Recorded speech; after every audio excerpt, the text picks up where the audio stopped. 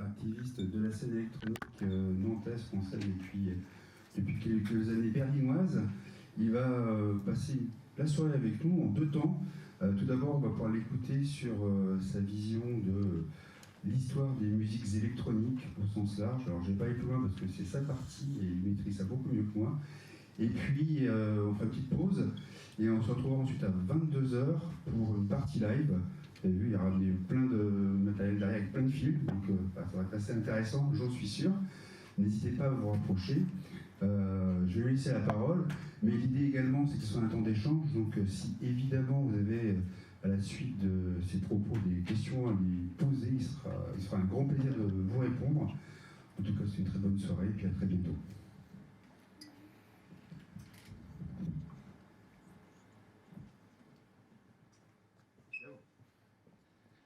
Merci. Bonsoir, bonsoir, enchanté. Alors ouais, moi j'ai beaucoup joué à Nantes. Alors je ne sais pas si vous vous souvenez d'une asso qui s'appelait Cinétique. On a fait pas mal de soirées, on avait des résidences même jusqu'à La Roche-sur-Yon, au Grand-Duc. On a beaucoup joué à Nantes et dans les environs, même jusqu'au VIP, l'ancien VIP.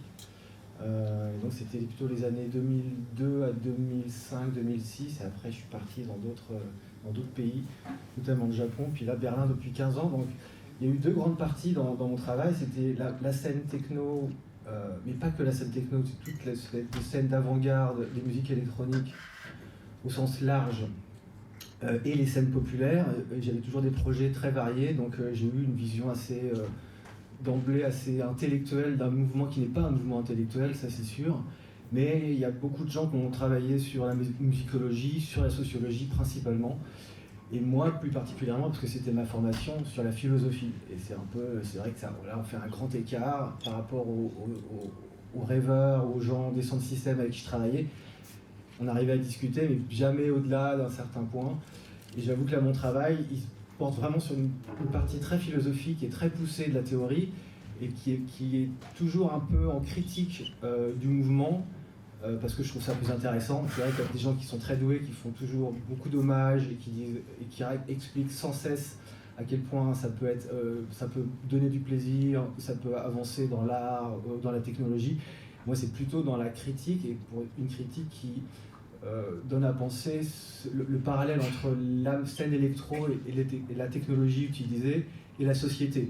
En l'occurrence, une critique du réseau et de l'Internet, parce que je trouve qu'il y a il y a un changement, un basculement de civilisation depuis 15 ans. Je ne sais pas si vous en apercevez. Je pense que les gens qui sont ici ont entre 30 et 40 ans, peut-être un peu plus jeunes, peut-être un peu plus vieux. On a tous la sensation qu'il s'est passé quelque chose depuis 15 ans et que l'Internet est en train de changer les valeurs de l'art et les valeurs de ce que c'est de vivre en société. Bien sûr, il y a des gens qui vivent de façon très saine et ils sont happy tout le temps, donc ils ont un miroir de la société qui leur ressemble, donc ils vont dire que tout se passe bien. Mais je trouve que quand même, il y a des choses qui se passent assez mal. En tout cas, on peut en parler à l'aune de cette musique qui est une sorte de miroir, selon moi. Donc, on parle forcément d'un mouvement social et artistique au départ qui dit de niche. C'est vrai qu'il y a pas mal de gens qui entendent le mot électro et techno, qui pensent vraiment que c'est une niche, mais moi qui habite à Berlin et qui ai beaucoup joué dans des gros événements, je n'ai vraiment pas l'impression que ce soit une niche, j'ai plutôt l'impression que c'est en train de prendre complètement le pas et même de faire dévier des musiques qui ne sont pas électroniques. C'est-à-dire que tous les gens, les artistes, les auteurs, ou même les gens lambda qui sont allés en rêve, il y a un avant et un après, ça a changé leur vision, et même, je connais par exemple des rockers qui ont changé leur façon de travailler dans le rock, parce qu'ils sont allés dans les rêves des années fin 90, début 2000.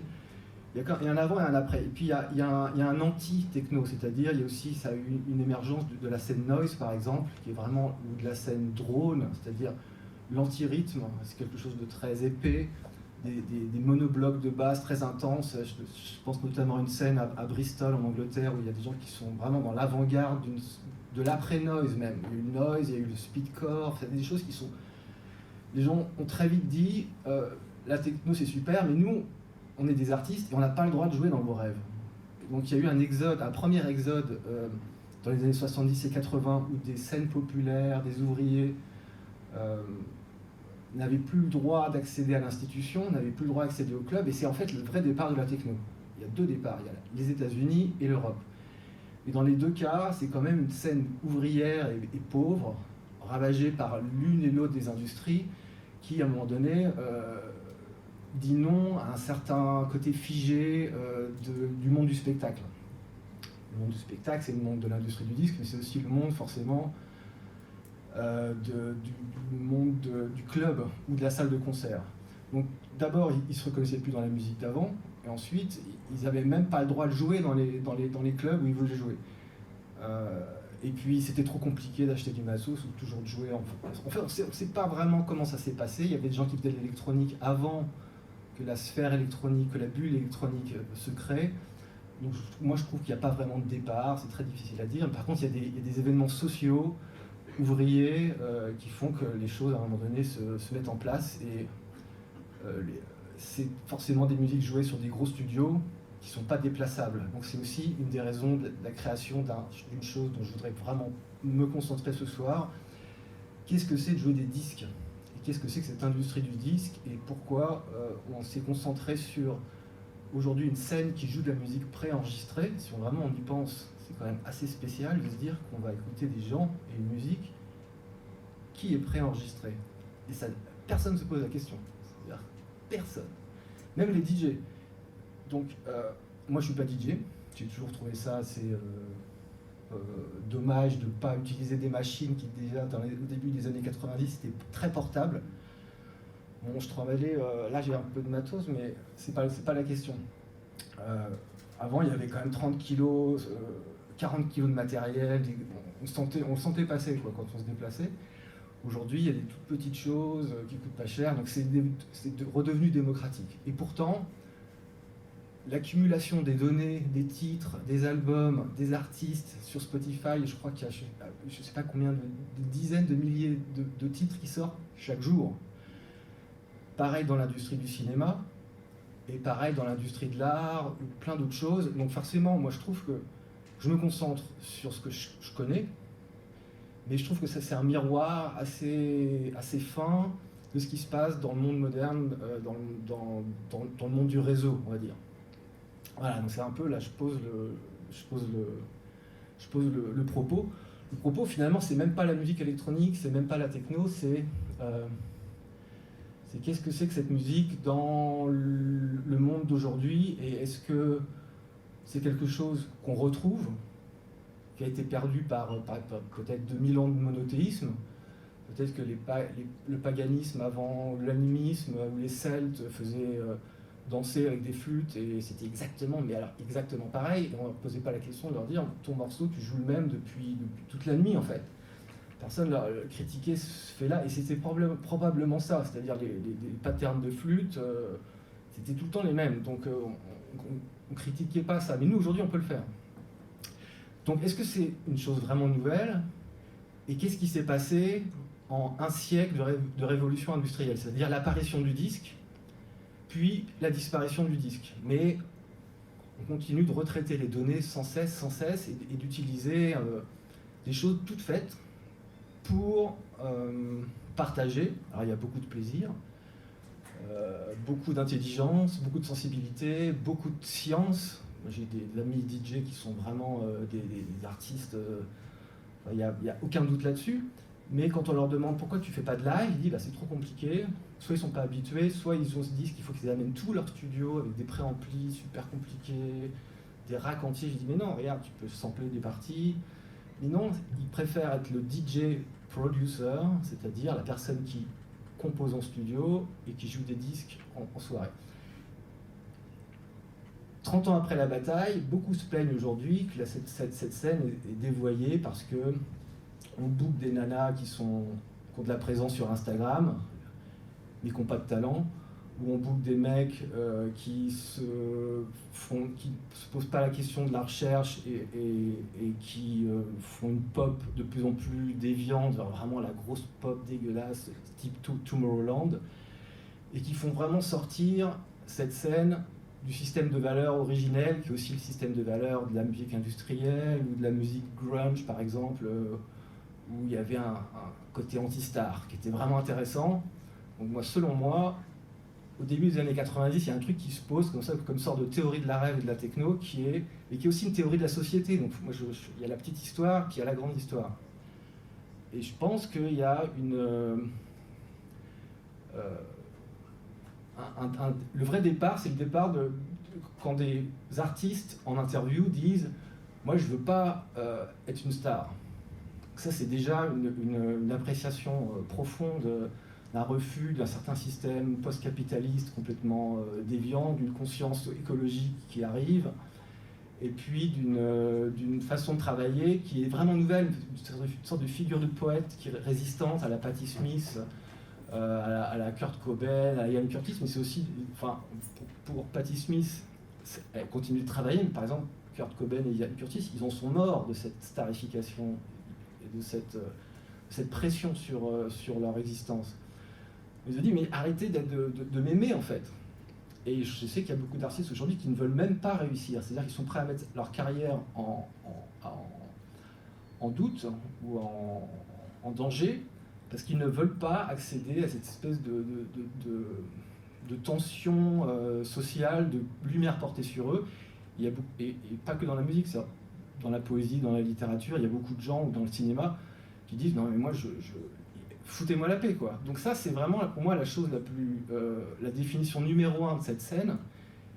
Et à partir de là, les gens qui font autre chose que ça, forcément, ils ont dévoyé quelque chose, mais qui n'a jamais été écrit, mais on sent, c'est dans l'air, tout le monde en a parlé, les promesses ont été dites, mais n'ont pas été tenues, très vite. Très vite, les DJ étaient cachés, c'était des espèces d'ombres au milieu de la salle, où ils étaient même derrière des rideaux. Enfin, les premiers rêves en Angleterre, il n'y avait pas de scène, il n'y avait rien du tout.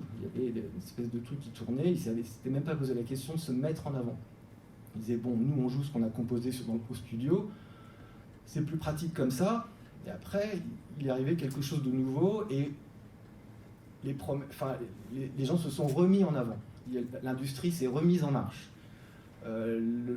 L'art du spectacle, la société du spectacle s'est remise en marche, s'est amplifiée. Ensuite est venu le réseau, donc alors là, c'était là, tout le monde est artiste et tout le monde a la lumière sur soi pendant quelques secondes ou quelques jours ou quelques années. Enfin, c'est quelque chose qui, à mon avis, est le sujet numéro 1. Enfin, c'est ce qui m'intéresse moi en tant qu'auteur, en tant que musicien, et c'est ce qui a traversé mon travail toute ma vie, parce que toute ma vie, j'ai demandé aux gens, mais qu'est-ce que tu es en train de faire vraiment ? Qu'est-ce que tu penses de tout ça ? Et puis il n'y a pas de théorie, il n'y a pas de conscience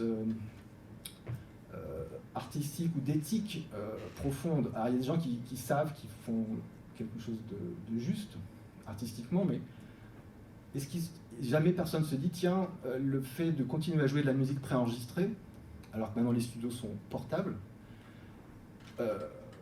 fait complètement basculer cette scène, ou même l'ensemble de la sphère du spectacle, vers quelque chose d'assez pourri. Enfin, je sais pas, il n'y a pas d'autre mot. Donc voilà, ça c'est ce qui m'intéresse. Ce qui m'intéresse aussi, c'est l'usage de la technologie dans la nature. Et est-ce que ça fait vraiment dévier d'un état original, je parlais des Celtes avant, mais encore avant, les gens dansaient et chantaient forcément. Donc il y avait déjà finalement cette chose était déjà là. Donc est-ce qu'on la retrouve ? Est-ce que le fait d'utiliser la technologie apporte quelque chose de nouveau ? Bon. C'est un vaste champ d'expérimentation, et sur 30 ans, il y a eu 2 grandes vagues dont je vais parler. Mais ces 2 grandes vagues d'hyper underground et ensuite d'hyper commercial, aujourd'hui on est vraiment en haut de la vague d'une chose complètement absurde où les gens demandent des sommes faramineuses pour jouer, où même les festivals alternatifs sont contraints de remettre un peu les choses à plat pour demander aux têtes d'affiche de baisser leurs tarifs, parce qu'on est rentré dans une sorte presque d'économie du football, en fait. On sait que la thune est là, donc des gens disent bah, pourquoi c'est pas moi qui la prendrais. Donc même là, une sorte d'éthique s'est perdue, c'est-à-dire est-ce qu'il ne faut pas à chaque fois rester dans une échelle humaine ? Est-ce qu'il ne faut pas rester dans une échelle qui est aussi basée sur les recherches et la conscience écologique d'aujourd'hui, c'est-à-dire pas forcément une décroissance, mais en tout cas arrêter de tout le temps croître, etc. Et puis, qu'est-ce que c'est que l'ambition, en fait? On ne peut pas empêcher quelqu'un d'être ambitieux, quelqu'un qui arrive à 18 piges aujourd'hui, qui a fait une école de son, de musique, marketing. Les gens sont formés pour accrocher le système et puis en faire quelque chose de très technicien comme ça, mais qui ne ressemble pas du tout à ce que c'est d'organiser des fêtes. Et peut-être que la professionnalisation est un problème. C'est un peu... Donc on est dans la philosophie, on est dans la théorie. Je peux parfois dire des choses qui sont extrêmes. Ça ne veut pas dire que je demande à tout le monde de ne pas se professionnaliser, de ne pas réussir dans la vie, ou etc. etc. Mais c'est exactement le même discours en écologie aujourd'hui. Les gens disent, mais attendez, on peut pas tout arrêter. Donc moi je pense que rien ne s'arrêtera jamais, c'est-à-dire qu'on va continuer à croître, et ça va continuer à aller dans le mur, et c'est comme ça qu'on est conçu. Donc, par contre, on peut essayer peut-être de le faire un peu mieux, ou de créer des espaces alternatifs, des espaces expérimentaux qui permettent de donner l'exemple, en tout cas pour soi, vivre un peu mieux, d'être en accord avec ce qu'on pense, avec ce qu'on fait. Donc il y a deux phases comme ça, une espèce de respiration, tout est cyclique, il n'y a pas que la techno, c'est-à-dire qu'il y a un début très underground, puis après une nouvelle génération arrive qui n'est pas en contact avec la génération d'avant. Il n'y a pas d'institution, il n'y a même pas de destitution. L'underground, c'est pas quelque chose qui existe vraiment, c'est très bizarre. Les gens qui ont tout donné pendant 15 ans, après ils font autre chose, ils sont plus du tout en rapport avec les nouveaux qui arrivent. Donc il n'y a pas de transmission comme il y aurait dans une tribu. Moi par exemple, tous les trucs de la sociologie, le rituel, la tribu, ça m'a toujours gonflé ces mots-là. Je vois les choses très rationnelles et d'ici, de maintenant. Et donc je trouve qu'il n'y a simplement pas de transmission de génération en génération parce que on est aussi assez dans les scènes extrêmes, un peu stakhanoviste, un peu orthodoxe, un peu dépressif parfois, parce que ceci est tout le temps en tension, en difficulté, donc tout le temps il y a on dresse des murs devant soi. Et on dit aux autres, d'abord, non, je ne veux pas réussir. Je trouve que vraiment c'est quelque chose d'important de mettre ça en lumière et d'y réfléchir. Est-ce que vraiment on peut être artiste en disant non, je ne veux pas de votre succès? Je pense qu'il y a beaucoup de gens comme ça. Et ça ne les empêche pas de bien travailler, par exemple. Mais aussi on peut mettre en lumière pourquoi les nouveaux qui arrivent ne sont pas du tout au courant de ces faits, cette intégrité-là, de ces valeurs-là, et que tout repart comme quelque chose qui est aux antipodes en fait, de ce qu'on était en train d'essayer de faire au début des années 90. Moi je suis né en 74, donc j'ai 47 ans, 48 ans. J'avais 20 piges en 94, et puis c'était un autre monde, mais c'était... Moi j'allais au-devant des vieux, il y avait beaucoup de vieux, mais des gens qui venaient de la scène hippie, de la scène électro-belge, la scène trance, parce que la trance a démarré un peu plus tôt. Les gens ils connaissaient la musique beaucoup mieux que moi, et j'allais au-devant d'eux. C'était une passion de reconnaître un peu les gens les musiciens de ces premières fêtes qui pouvaient m'apporter quelque chose. Aujourd'hui j'ai l'impression qu'il y a plutôt une confrontation. C'est-à-dire que les jeunes se disent qu'on leur laisse pas beaucoup de choses, donc ils vont y aller, quoi, et ils vont faire autre chose. C'est pas à critiquer, mais il y a vraiment une opposition génération X, millennials, on aime bien parler de ça, mais je trouve que c'est assez juste. Il y a une génération très très jeune, c'est à 16-17 ans, et là j'ai l'impression qu'ils redeviennent radicaux. C'est-à-dire que, mais pas dans l'art, parce qu'il n'y a plus de place, il y a une montagne de données, il y a une montagne de production, il n'y a plus de place pour personne, sauf en se professionnalisant le plus possible, et finalement, il y a de la place pour les gens qui sont des passeurs et qui retraitent les données. Il y a de la place, par exemple, la playlist aujourd'hui sur les plateformes, c'est l'outil principal, c'est-à-dire une intersection entre le monde de la musique, l'histoire du son aujourd'hui, et puis l'utilisateur. Il y a soit des algorithmes, soit des gens qui disent non, regarde, mes goûts sont ici. Et chacun peut être aussi une sorte d'artiste, en tout cas une sorte de sélectionneur ou de critique. Ça, je trouve ça génial. Donc dans les observations, il y a une grande partie du monde moderne et du réseau qui, il n'y a que du positif finalement. Et puis il y a des choses, on sait comment, dans la disruption des métiers, dans la façon dont les gens sont complètement dissociés et devenus un peu fous, il y a des choses, il y a des critiques à faire, mais c'est plus vraiment le sujet. Donc deux vagues de respiration, de vagues et aussi des vagues politiques, c'est-à-dire que là par exemple il y a un gouvernement d'extrême droite qui vient de passer en Italie. La première mesure qu'ils ont prise, c'est d'interdire les rêves en 2022. C'est quand même fou, le symbole. C'est la première chose qu'ils ont faite, le jour d'après. On se demande pourquoi. Alors on sait qu'en Italie, ça a toujours très bien marché. Il y a vraiment une extrême gauche forte et une scène qui a toujours tenu, presque plus qu'en France. Donc ils sont presque en concurrence, en fait. Et la première chose qu'ils font, c'est ça. Mais bizarrement, et ça est arrivé en France en 2002, il y a eu une loi anti-rêve, et un peu plus tôt en 2000, en Angleterre, il y avait la Criminal Justice Bill qui interdisait les rassemblements de plus de 5 personnes sur de la musique répétitive. Donc, il y avait des gens qui n'ont absolument pas compris ce qui se passait, et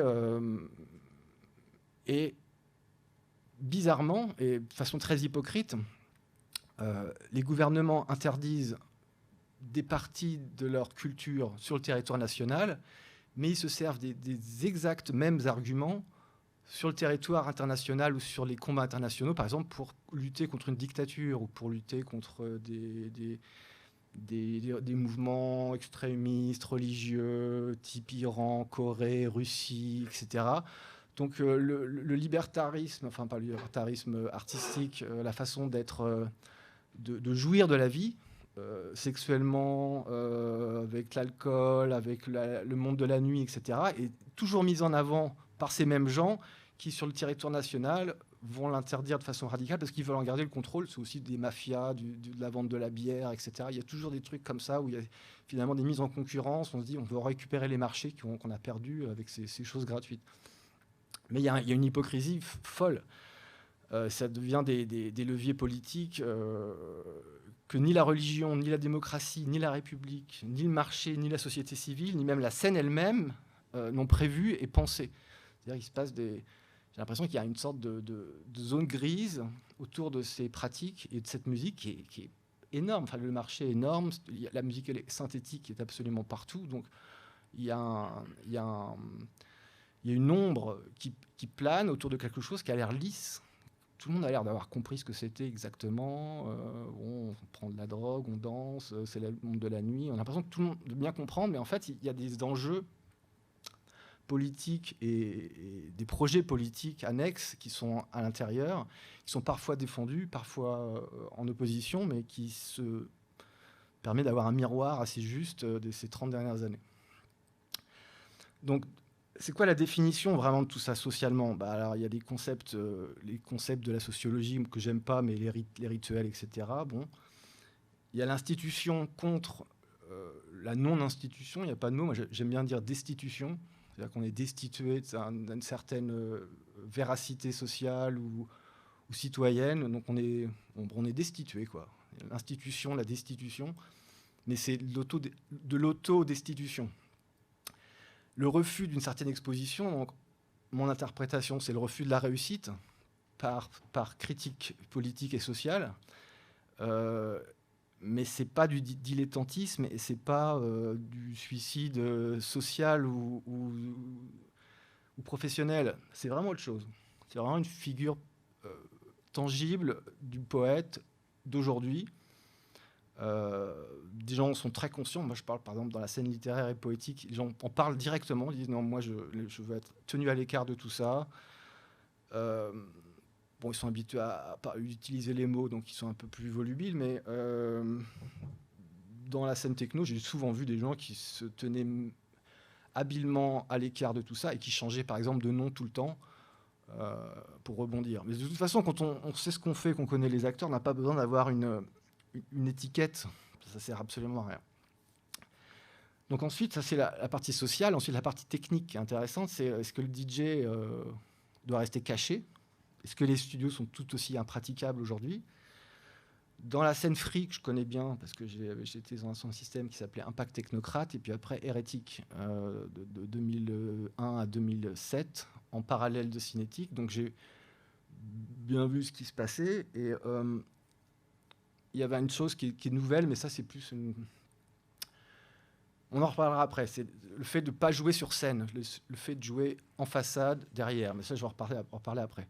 Donc le DJ producteur, qui est pour moi un énorme morceau, et puis là, cette partie donc, de la production. C'est-à-dire qu'on ne produit plus des œuvres, mais on produit des outils qui vont être mis en œuvre. Donc, dans la scène de l'art contemporain, avant-guerre, il y avait le ready-made, avec Marcel Duchamp, puis une scène américaine. Donc des choses toutes faites, on va retourner la chaise, puis on va dire que c'est le basculement d'une ville ou d'un mouvement. On va prendre des choses qui existent et on va aussi par humour, parce qu'il y a beaucoup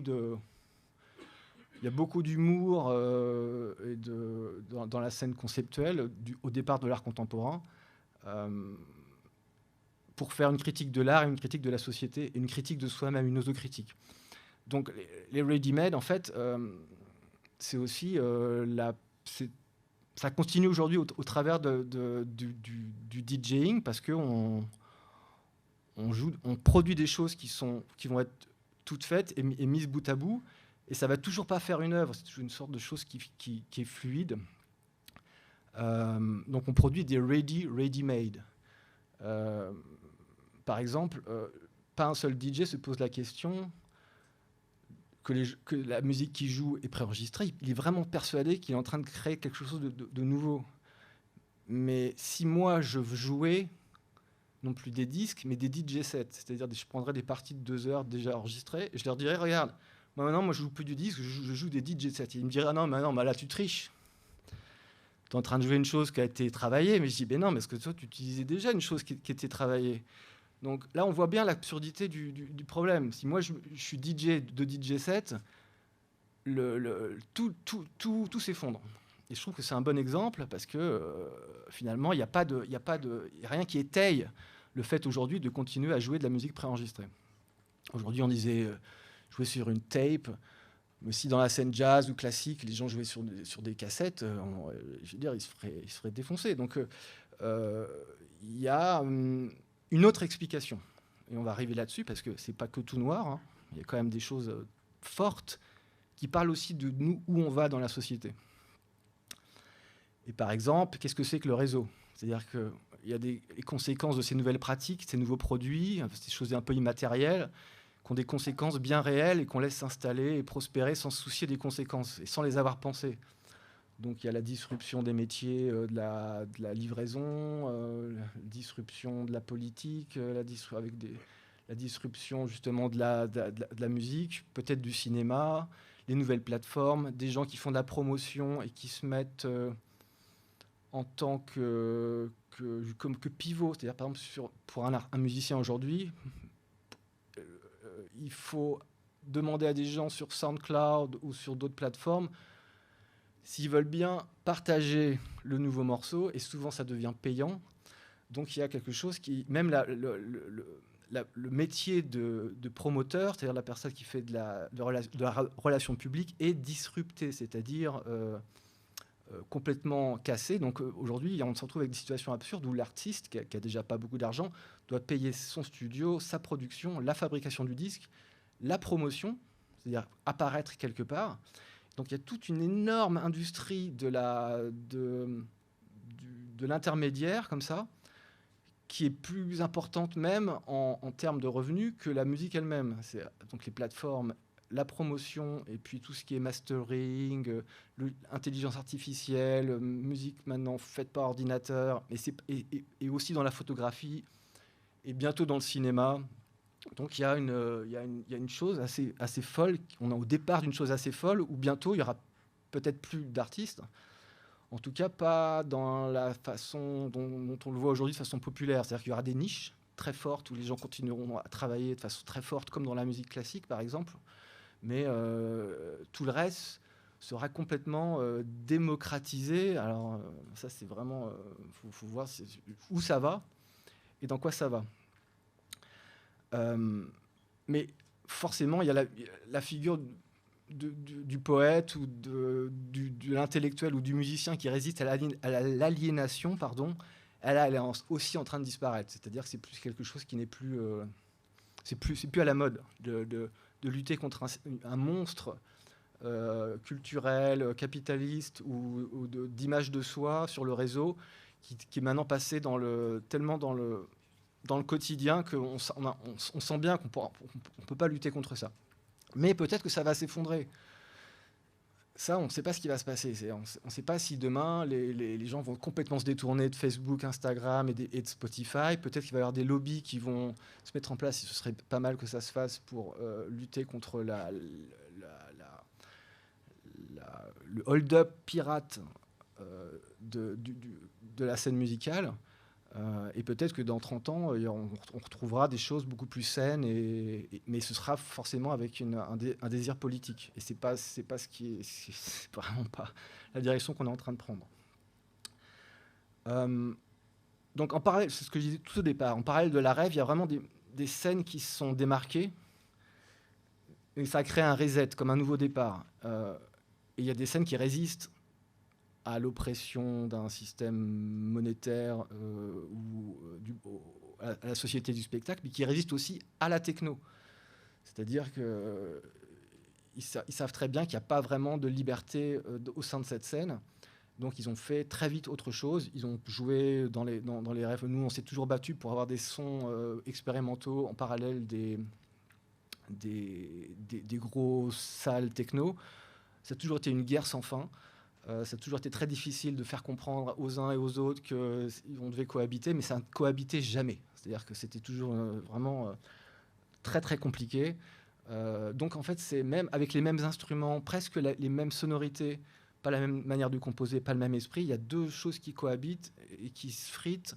Et ça continue aujourd'hui. Moi, j'habite depuis 15 ans à Berlin, et c'est toujours aussi difficile de sortir du tout dense et cette espèce de régularité et de fusion qu'on a dans le son qui est jouissive et qui est belle aussi, mais qui, petit à petit, ça, plus une pratique de drogue qui est quand même discutable, plus un folklore qui n'est pas travaillé, qui est complètement laissé à l'abandon, plus le fait de jouer de la musique préenregistrée, je l'ai déjà dit, fait que les choses petit à petit s'effondrent et ne sont pas durables, comme ne serait une scène jazz ou une scène de chanson française ou une scène rock, où là, il n'y a pas de vague comme ça. C'est tout le temps la même chose. Il y a une industrie, une économie durable qui s'instaure, et puis il y a pas de... Puis on danse jusqu'à minuit, et puis après, c'est fini, quoi.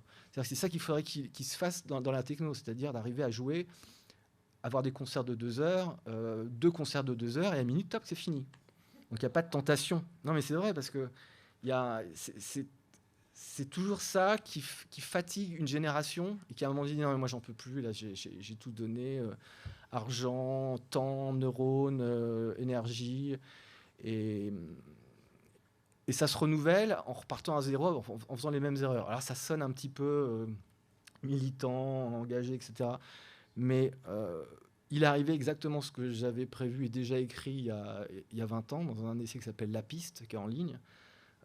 Et c'est exactement ce qui est arrivé. Et là, ce qui se passe à Berlin, c'est un nouvel effondrement, un collapse of the dance scene, of the club scene. Et tout le monde est conscient à Berlin. Il y a eu un âge d'or de 2007 à 2011, 12, 13.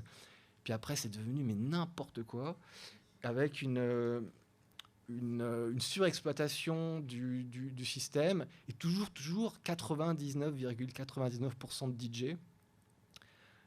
Et personne ne se pose la question de ce qui se passe. Et des gens qui disent « Oh, mais c'est quand même dingue, tout est en train de s'effondrer à nouveau. » Et puis, on book des gens qui sont bons sur Instagram, mais qui ne savent pas jouer. Je dis « Bah ouais, mais tu ne te poses pas la question de savoir ce que tu joues, comment tu le joues. » Parce qu'eux-mêmes sont artistes, mais ils travaillent en studio. Et forcément, faire un live, c'est pas avoir le même son, c'est pas reproduire ce qu'on fait en studio, c'est avoir une autre mise en place, avec d'autres timbres, et c'est complètement différent. Et là, ils acceptent pas de jouer un format qui n'est pas ce qu'ils ont exactement produit. La techno, l'électro, c'est 75% de production, en fait. C'est des matières très, très fines. Et quand on joue avec des boîtes à rythme, avec des tables analogiques comme ça, on n'a pas du tout la même dynamique. Enfin, la dynamique, si, mais c'est pas la même précision. Et on ne doit pas avoir cette précision. On doit se dire, on va écrire un live, composer un live en ayant une autre sorte de précision, une autre sorte d'émotion. Et ça devrait être quelque chose de généralisé. Mais il n'y a pas de conscience à ce niveau-là, parce qu'il y a une facilité et puis il y a un plaisir complètement fou à jouer des disques. C'est-à-dire qu'une musique qui vous plaît, associée à un autre morceau, je veux dire, le plaisir et la perfection est telle, effectivement, on ne peut pas revenir en arrière. Mais qu'est-ce qui se passe quand on joue une musique qui est préenregistrée ? Est-ce qu'on joue un disque ou est-ce que c'est le disque qui vous joue ? C'est-à-dire qu'aujourd'hui, avec les clés USB, les synchronisations automatiques, il n'y a plus rien à faire. Bon, déjà, il n'y avait déjà pas grand-chose à faire. On peut dire, mais ouais, je sais caler des disques, mais c'est complètement absurde de caler des disques. Ça n'a pas de sens musicalement. C'est un bug dans l'histoire du son, vraiment. Donc là, je dis, bah, regarde, moi, les machines, elles sont calées. Pourquoi tu ne joues pas directement avec ton synthé ? Là, maintenant que les morceaux sont calés avec des points de départ, etc., ça se rapproche presque du live. Mais tous les gestes effectifs sont faux. C'est-à-dire que si on regarde, par exemple, je ne sais pas si vous connaissez Amélie Lance, qui est une DJ belge, qui est très douée, hein, qu'on voit une patate comme ça, de l'art techno de dingue. Elle est comme une prof de gym tonic, c'est-à-dire que si vraiment on analyse, si on reprend les morceaux de 1-1 à 0 et qu'on voit les évolutions du morceau, les morceaux, il y a un break de basse, il y a une montée de charlet, et puis ça repart tout seul. C'est-à-dire que, mais elle simule le moment de coupe de basse, et donc elle accompagne, et les gens adorent voir quelqu'un qui prend du plaisir. Donc là, on est passé dans une autre dimension de la musique, qui est une dimension de la danse. C'est-à-dire que les DJ sont des danseurs, et ce sont les disques qui les dansent, c'est-à-dire que ce sont les disques qui les jouent. Donc il y a une réaction assez folle de la part du public qui s'est habitué à des gestes qui sont absurdes. Par exemple, avec le vinyle, il y avait le fait de caler comme ça, et à un moment donné, on sait qu'il rentre le deuxième disque. 15 ans de rêve, on regardait ça comme ça, on dit ah, ça va rentrer là, ça va rentrer. Et il fait un geste comme ça, et on regardait un geste codé. On n'était pas dans la musique, et on adorait ça. Donc ça pose la question de ce que c'est que la société aujourd'hui aussi, avec cette montagne de données, où est-ce que l'artiste aujourd'hui doit continuer à rester un artiste, parce que s'il est artiste, il y a des accidents, il y a des arrêts, il y a une émotion, il y a une respiration, et puis c'est pas quelque chose qui est une sorte de transe, de drogue, de fluide comme ça. Donc je trouve que c'est la chose la plus absurde, mais aussi la plus passionnante à analyser. Et ça va en empirant. Hein. C'est-à-dire que c'est vraiment du sorte de playback ou de karaoké assez extrême. Et ça a un sens. Alors, on peut se demander de savoir comment c'est arrivé, en fait, et où ça va. Donc, je parlais des deux grandes vagues des Amériques et de l'Europe. Pour faire très, très bref, parce que je ne suis pas un historien, mais il y a quand même deux choses principales. C'est que la techno, la vraie techno, c'est la techno américaine. C'est la musique black. C'est les gars de Détroit qui avaient plus de taf dans les usines d'automobiles Ford, qui avaient quand même... Déjà, ils habitaient au nord, dans la neige, et ensuite, ils s'étaient habitués à une certaine technicité culturelle. Donc, la disco, à un moment donné, commence à flotter, et puis il n'y a plus de radicalité. Ils savent que la musique industrielle et l'électro-belge existent. Donc, eux, ils vont faire une musique répétitive très froide, mais c'est hyper froid, la techno américaine du début des années 90, avec Underground Resistance, mais plein d'autres gens. Et ça, c'est plutôt des ouvriers qui sont laissés en plan par une industrie automobile. Donc ça, c'est quelque chose de très particulier, avec un son qui est un son nordique, en fait. Avec une religion orthodoxe, et puis peut-être comme ils sont black, post-africaine, voodoo, des choses qui reviennent. Je trouve que c'est vraiment, ils voodooisent les métiers qui sont des métiers à la chaîne, il y a une sorte comme ça, de robotisation assumée qui est aussi une manière de mettre à distance un désastre économique. Et peut-être même trouver une alternative pour reprendre pied sur le réel. Il n'y a pas de rêve spécifique, par contre, il y a une vraie production musicale. En France, en Angleterre, en Allemagne, enfin en Allemagne c'est différent, mais disons en Europe, l'Italie, etc., c'est vraiment un monde ouvrier qui est en déshérence avec des scandales qu'on connaît et qui n'a pas accès au club et pas accès à l'institution. C'est pas du tout comme ça aux États-Unis. Eux, c'était autre chose. Donc ça produit un son différent. Et il y a des films qui retraitent ça de façon très, très juste. Par exemple, je ne me souviens plus du nom, mais il y a des films londoniens qui font la transition entre Joy Division et la house music et qui sont vachement... Comment ? Voilà. 24 Hour Party People. Alors ça, c'est vraiment le film qui met en scène tous les groupes de Cold Wave de l'époque et qui ensuite, on voit comment on dit, ah, mais les gars, mais là maintenant on s'en fout de votre perf musicale. Nous, on veut que ça tourne et que ça avance. Et il y a les drogues synthétiques qui apparaissent, mais il n'y a pas vraiment de départ. En fait, la musique répétitive, elle existait bien avant. Donc c'est plutôt un contexte particulier d'explosion, de déshérence sociale qui a fait aboutir sur une... Personne n'avait prévu de jouer comme ça des morceaux mis bout à bout. Ça s'est fait... il y a beaucoup de gens qui travaillaient dans des radios. Donc ils savaient le faire. Ils savaient qu'il y avait... Mais c'est apparu comme ça. Donc je trouve que c'est vraiment important. Mais ce qui est important, c'est le projet politique de l'Europe après-guerre, le projet de jouissance économique aux États-Unis qui vient se mettre en confrontation avec ces scènes hippie, ensuite pop, grunge et techno, house. C'est-à-dire qu'on dit vous prenez presque plus de plaisir que nous, mais est-ce que vous l'avez mérité? Donc ils essaient de garder le contrôle, d'interdire les lieux. Et là, moi, je ne veux pas en parler vraiment parce que moralement, je ne sais pas vraiment me situer. Évidemment, qu'il ne faut pas interdire, ça ne sert à rien de le dire comme ça. Je veux dire qu'il y a des générations qui ne comprennent pas toujours aujourd'hui comment le faire. Et l'exemple italien est toujours aussi marquant. En France, il y a toujours autant de free parties qui se font interdire leur soirée, confisquer leur son. Donc c'est une souffrance, un masochisme assez important, une prise de risque extrême dont personne ne parle.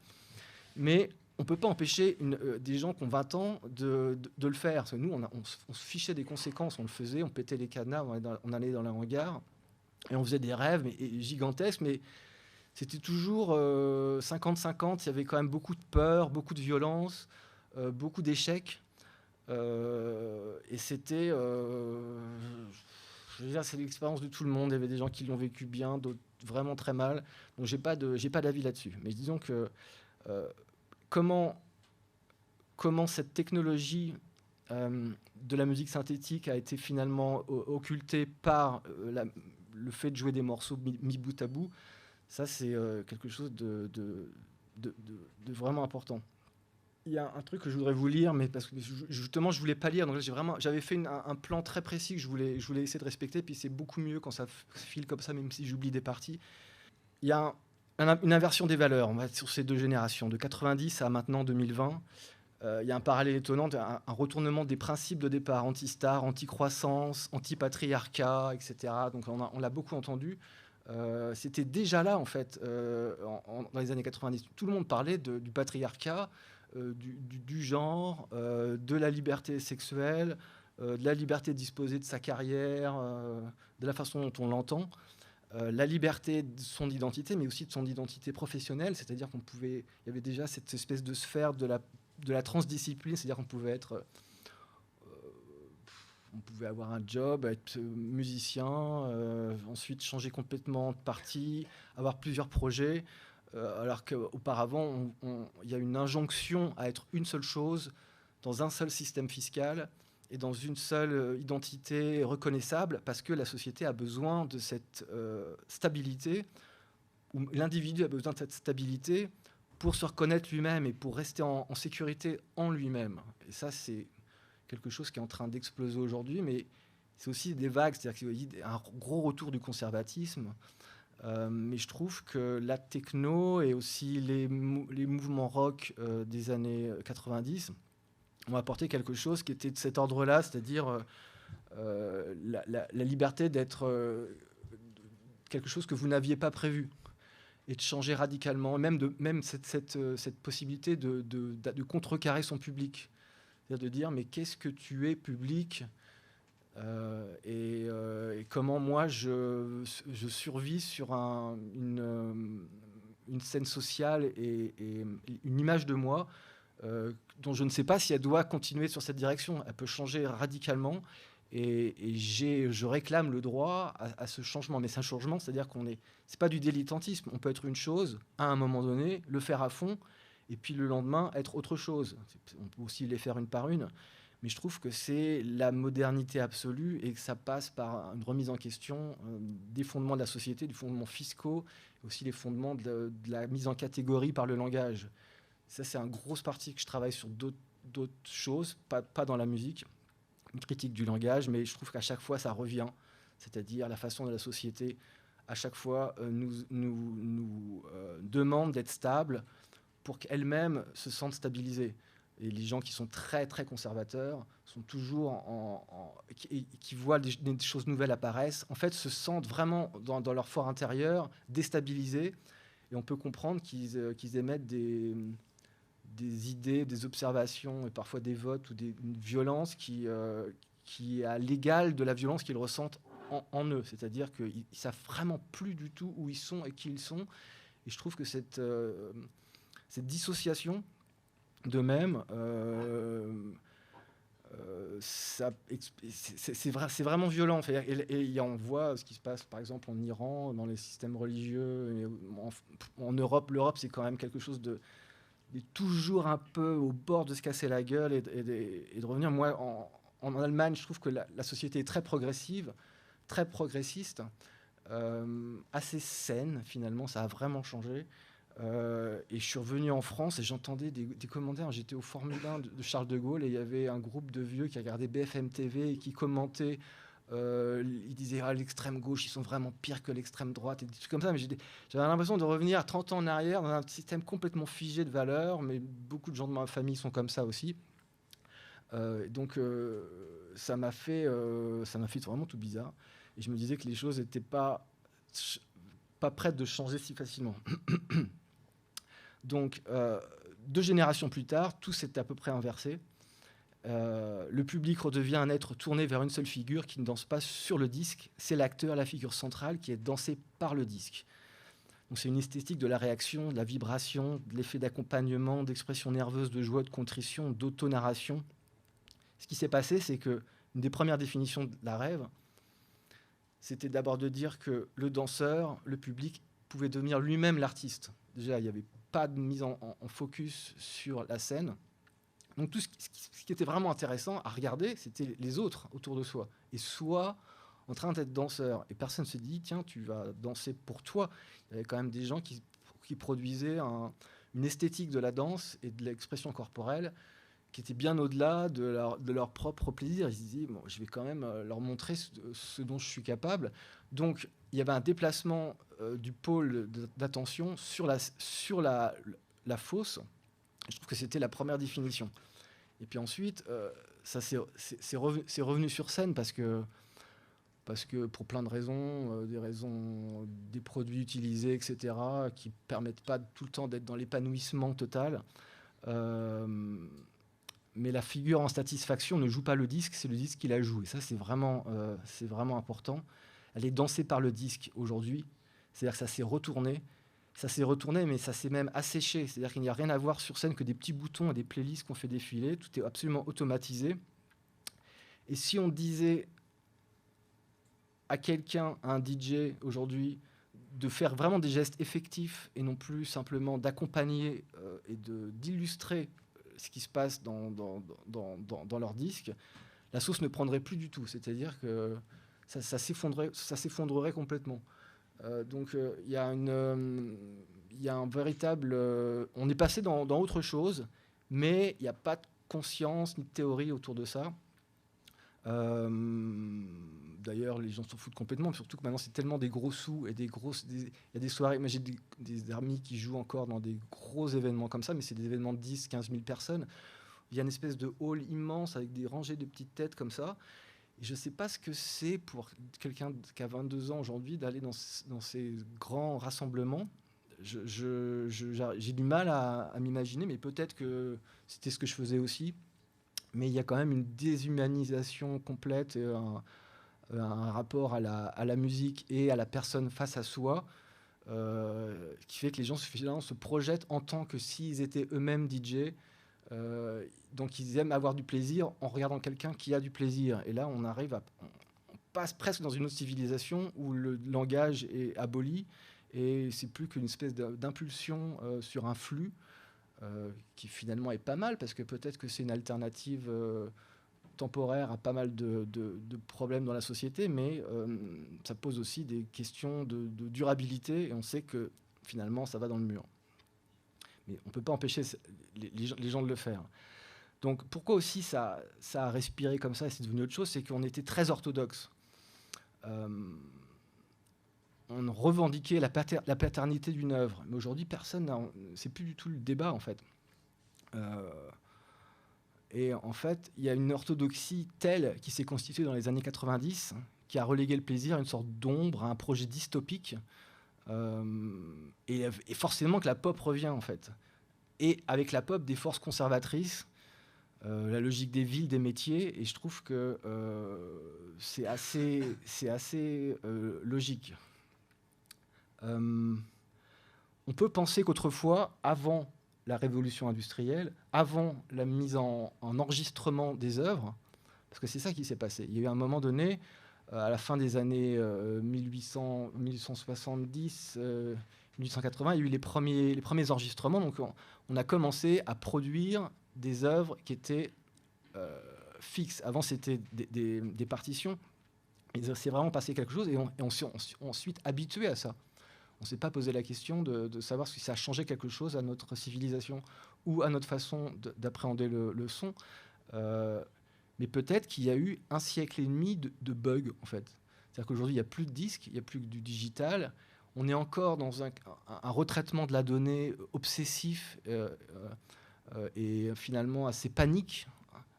Mais peut-être qu'on va retourner à... Bon, peut-être qu'on rechantera sur les places et que d'autres façons de faire de la musique vont se remettre en place. Il n'y a jamais eu autant de concerts, par exemple, aujourd'hui. Donc, on parle spécifiquement du genre techno, mais ça ne met pas en danger, ça met pas vraiment en danger la société. Mais par contre, ça permet d'écrire l'abstraction technique et mathématique, l'ambition absolue des gens et une sorte d'érotisation du monde. C'est-à-dire qu'il y a une érotisation de la tâche, du geste et de l'expérience. Quand on regarde ces gens, cette Amélie Lance en train de danser et de prendre un plaisir fou, on se dit que c'est le seul vrai spectacle finalement remis à zéro, c'est-à-dire voir un corps qui jouit. Et finalement, il y a peut-être beaucoup plus d'art là-dedans qu'on se l'imagine, mais c'est complètement retourné. Donc moi, je juge ça avec les valeurs des années 90, mais je me plante probablement complètement. C'est-à-dire, si on pose la question aujourd'hui à quelqu'un qui va chanter sur une bande ou réagir à son DJ set de cette façon, il va trouver que c'est la bonne façon de faire et que c'est la vraie liberté et c'est la chose la plus saine qui soit. Je ne sais pas si vous avez voyagé en Asie, mais par exemple au Japon ou en Chine, il y a une espèce de folie du karaoké, mais depuis longtemps, hein, ça fait 30 ans. Et vous ne pouvez pas savoir à quel point les familles, les villages, et toute la société, en fait, toute la société est fanatique de ces performances de karaoké. Et personne ne se dit, tiens, c'est de l'art ou pas de l'art, etc. C'est autre chose. Donc la musique est utilisée autrement dans une autre partie du monde. Et ça ressemble un peu à ce qui se passe dans la nouvelle scène techno, finalement.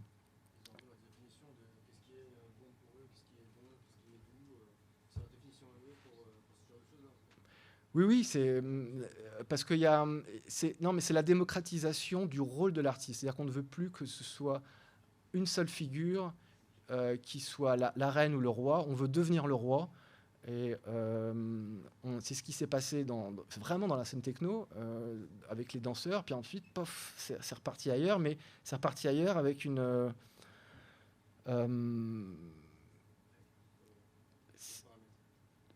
d'autres paramètres. Mais disons qu'il y a une érotisation de cette tâche. Et quand on dit, par exemple, que cette musique tourne en boucle, il y a un côté masturbatoire. Et c'est vraiment pas étonnant que quand on la compose ou quand on la joue, on ressente ces choses-là, à l'instar du public, et qui perdent finalement complètement le fil qui était à l'œuvre auparavant dans les groupes, dans les spectacles, où l'attention est nécessaire. C'est-à-dire que c'est cette injonction à avoir de l'attention.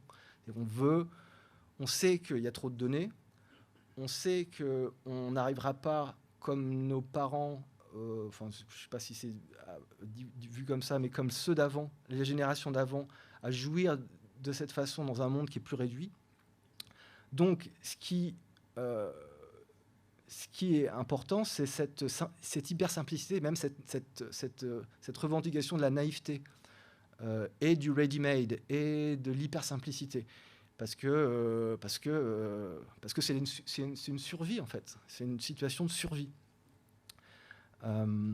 Et j'appelle ça une trame de sécurité. Donc, les hommes politiques, les DJ, la donnée, il y a tellement de choses, tellement de titres, tellement de travail. On préfère, plutôt que d'intellectualiser sans cesse ce qui est devenu presque une institution, être dans le coton, dans le sport de dérouler des choses. Et c'est difficile de dire que cette tendance, ce pli, en fait, est néfaste. Et c'est pour ça que moi, j'ai deux théories. D'abord, le prendre du point de vue de la vision des années 90, puis aujourd'hui, il faut bien accepter le fait que les gens le voient différemment, mais il n'y a pas de théorie. Il n'y avait déjà pas de théorie avant, mais je trouve que c'est intéressant que la philosophie ou l'anthropologie s'attaque à ce problème, qui n'est pas un problème. Ce qu'il faut voir, c'est que dans la plupart des morceaux qui sont produits aujourd'hui, la plupart ne seront jamais joués, en fait. Donc il y a aussi une démocratisation du geste de la production, avec beaucoup d'assistance par les logiciels, qui fait que la production est presque perdue. Et ça pose aussi pas beaucoup de questions aux gens, mais c'est une sorte d'équilibre et de style de vie qui n'est pas une revendication directe, mais dans l'archéologie sociale ou artistique de la figure du poète, il semble qu'il y a quelque chose qui perdure de cette façon, qui disent un petit peu j'ai le droit aussi à être stupide, en fait. J'ai le droit à une certaine idiotie, à un laisser-aller. Et c'est d'autres sortes de laisser-aller aujourd'hui. Mais c'est toujours en opposition avec la production des autres. C'est-à-dire qu'il y a une sorte de crise panique à voir que la société produit sans cesse, produit, au lieu de trouver des alternatives, soit de création pure, donc sans jeu, ou des créations industrielles ou dans l'industrie alimentaire, par exemple, qui ne fassent pas mal à la planète. Il y a tout un système de redéfinition de la production qui doit être mis en place. Et je ne sais pas comment ça va se mettre en place. Honnêtement, la seule chose qui vient à chaque fois et à chaque nouvelle génération annuler les efforts des précédents, c'est l'ambition. Et l'ambition, c'est pas un projet politique. On peut pas dire aux gens, vous allez aujourd'hui essayer de vivre dans une sorte de neutralité de votre projection dans votre monde professionnel. Et c'est hyper difficile, mais c'est pourtant ça qu'il faudrait faire. C'est-à-dire avoir des points de focus sociaux dans la nature, avec la technologie, certes, parce qu'on n'arrêtera pas de produire, mais trouver une sorte d'équilibre qui permettent, soit par une sorte de spiritualité, soit par une approche différente de la culture, arriver à être plus calme et moins ambitieux. Mais qu'est-ce que ça veut dire être ambitieux, en fait? C'est vraiment le fondement du problème, parce que les théories écologiques, moi je trouve que c'est vraiment un parallèle, on peut pas le manquer, quoi. Tout revient sur ce sujet-là, le fait que 70 ou 80% de la biodiversité ou des insectes ont déjà disparu. C'est-à-dire toute la microbiologie est en train de disparaître, donc tout est en train de basculer. Mais la grande théorie, et ça se voit dans la façon de travailler dans la musique, par exemple, c'est qu'on peut jouer de la musique qui est toute faite, et ça dérange personne, mais on peut vivre dans un monde qui est complètement factice, et ça va déranger personne aussi. On peut vivre dans un monde où il n'y a plus du tout d'animaux, plus du tout d'insectes, que des choses fake, et on va avoir un plaisir identique. Ça va être exactement la même chose. Donc l'humanité est faite pour supprimer les espèces qui l'empêchent de... Il y a toujours une sorte de gêne, en fait, par rapport au monde du vivant, qui soit doit être géré, soit doit être accompagné avec des cycles, soit il y a carrément, sauf les animaux de compagnie, mais qu'on façonne à notre image, il y a une sorte de haine du vivant, en fait, ou plutôt un mépris du vivant qui pourrait demain, et on le voit aujourd'hui, être supplanté par un tout écran, un tout fake ou une sorte de bulle.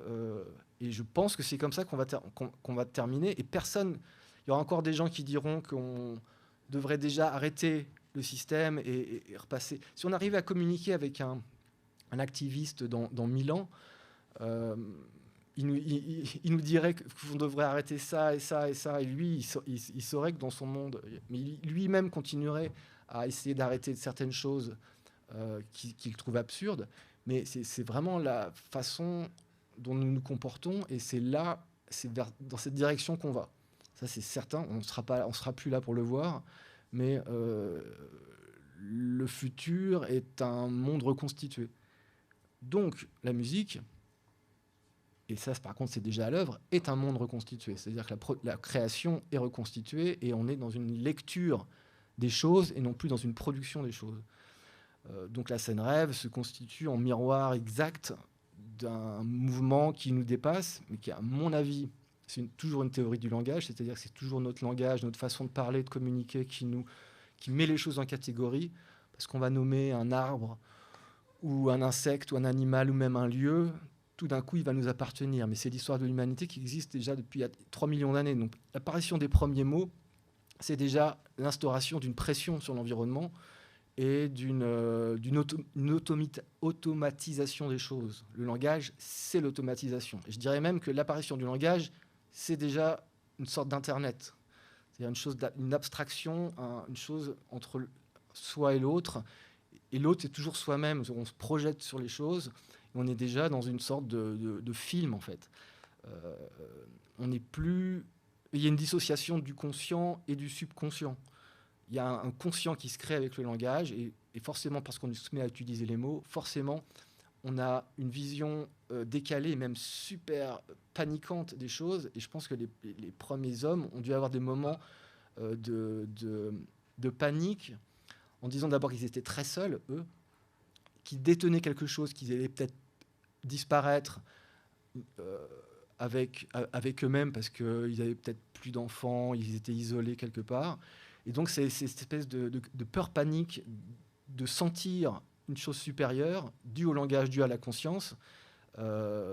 C'est quelque chose de très ancien et qui continue aujourd'hui et qui continue de harasser l'humanité. Et on préfère sentir moins, comprendre moins, créer moins, et finalement être tout simplement dans une sorte de vibration, de flux, qui est un flux réel, mais...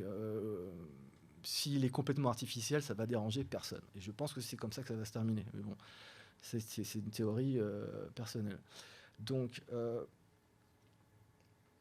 forcément, il y a la personne publique, le soi public. C'est deux choses différentes. Et on préfère voir aujourd'hui une personne simple. Alors, qu'est-ce que ça veut dire, une personne simple ? C'est-à-dire que dans le monde politique, on sent bien que les hommes politiques ne peuvent plus parler de leur théorie ou de leurs convictions ou de choses trop complexes. C'est pareil, la complexité, c'est un frein pour se faire élire et c'est un frein pour se faire comprendre. Il vaut mieux... On va plus se faire de copains en étant naïf et en montrant une partie rock'n'roll de soi, disons sympathique, mais populaire plutôt que de rentrer dans des systèmes d'idées, de théories et de langage conscient. Donc finalement, l'homme politique aujourd'hui fait exactement comme le DJ, c'est-à-dire qu'il va montrer une partie sensationnelle et sensitive de lui, une partie qui réagit. Une personne qui s'aime va pouvoir se faire aimer des autres. Donc c'est exactement la même chose. Et ça, c'est le basculement de la civilisation. Et je pense qu'on passe d'une civilisation de 3 millions d'essor du langage à maintenant une disparition du langage avec la technologie. Et on passe dans une autre forme de communication. Le langage va probablement lentement disparaître et on va complètement fusionner avec le réseau qui sera notre seul monde biologique visible et possible. De toute façon, il ne restera plus rien. Donc, c'est quelque chose qui, politiquement, la démocratie, elle donne une voix à chacun. Donc, c'est un outil de citoyenneté, d'accès au pouvoir comme à l'information. Mais dans la scène politique aujourd'hui, comme dans la scène artistique, on veut voir quelqu'un qui communique et qui réagit, qui vibre, qui séduit. Son travail, ses convictions restent backdoor. Le processus, la recherche sont occultés. Idem chez le votant qui est devenu roi, chez le public devenu artiste, puis devenu plante, contemplateur. Ses convictions sont également occultées. Les promesses de l'industrie de la démocratisation de l'art, comme celles de la presse, des jeunes critiques, des artistes qui jouent la fascination du listing comme ça, de la critique continuelle, de la disruption. J'appelle ça le business de l'espoir. C'est-à-dire tout le monde de l'art est basé sur la promesse que quelque chose va se passer dans votre vie, mais ça ne se passe jamais.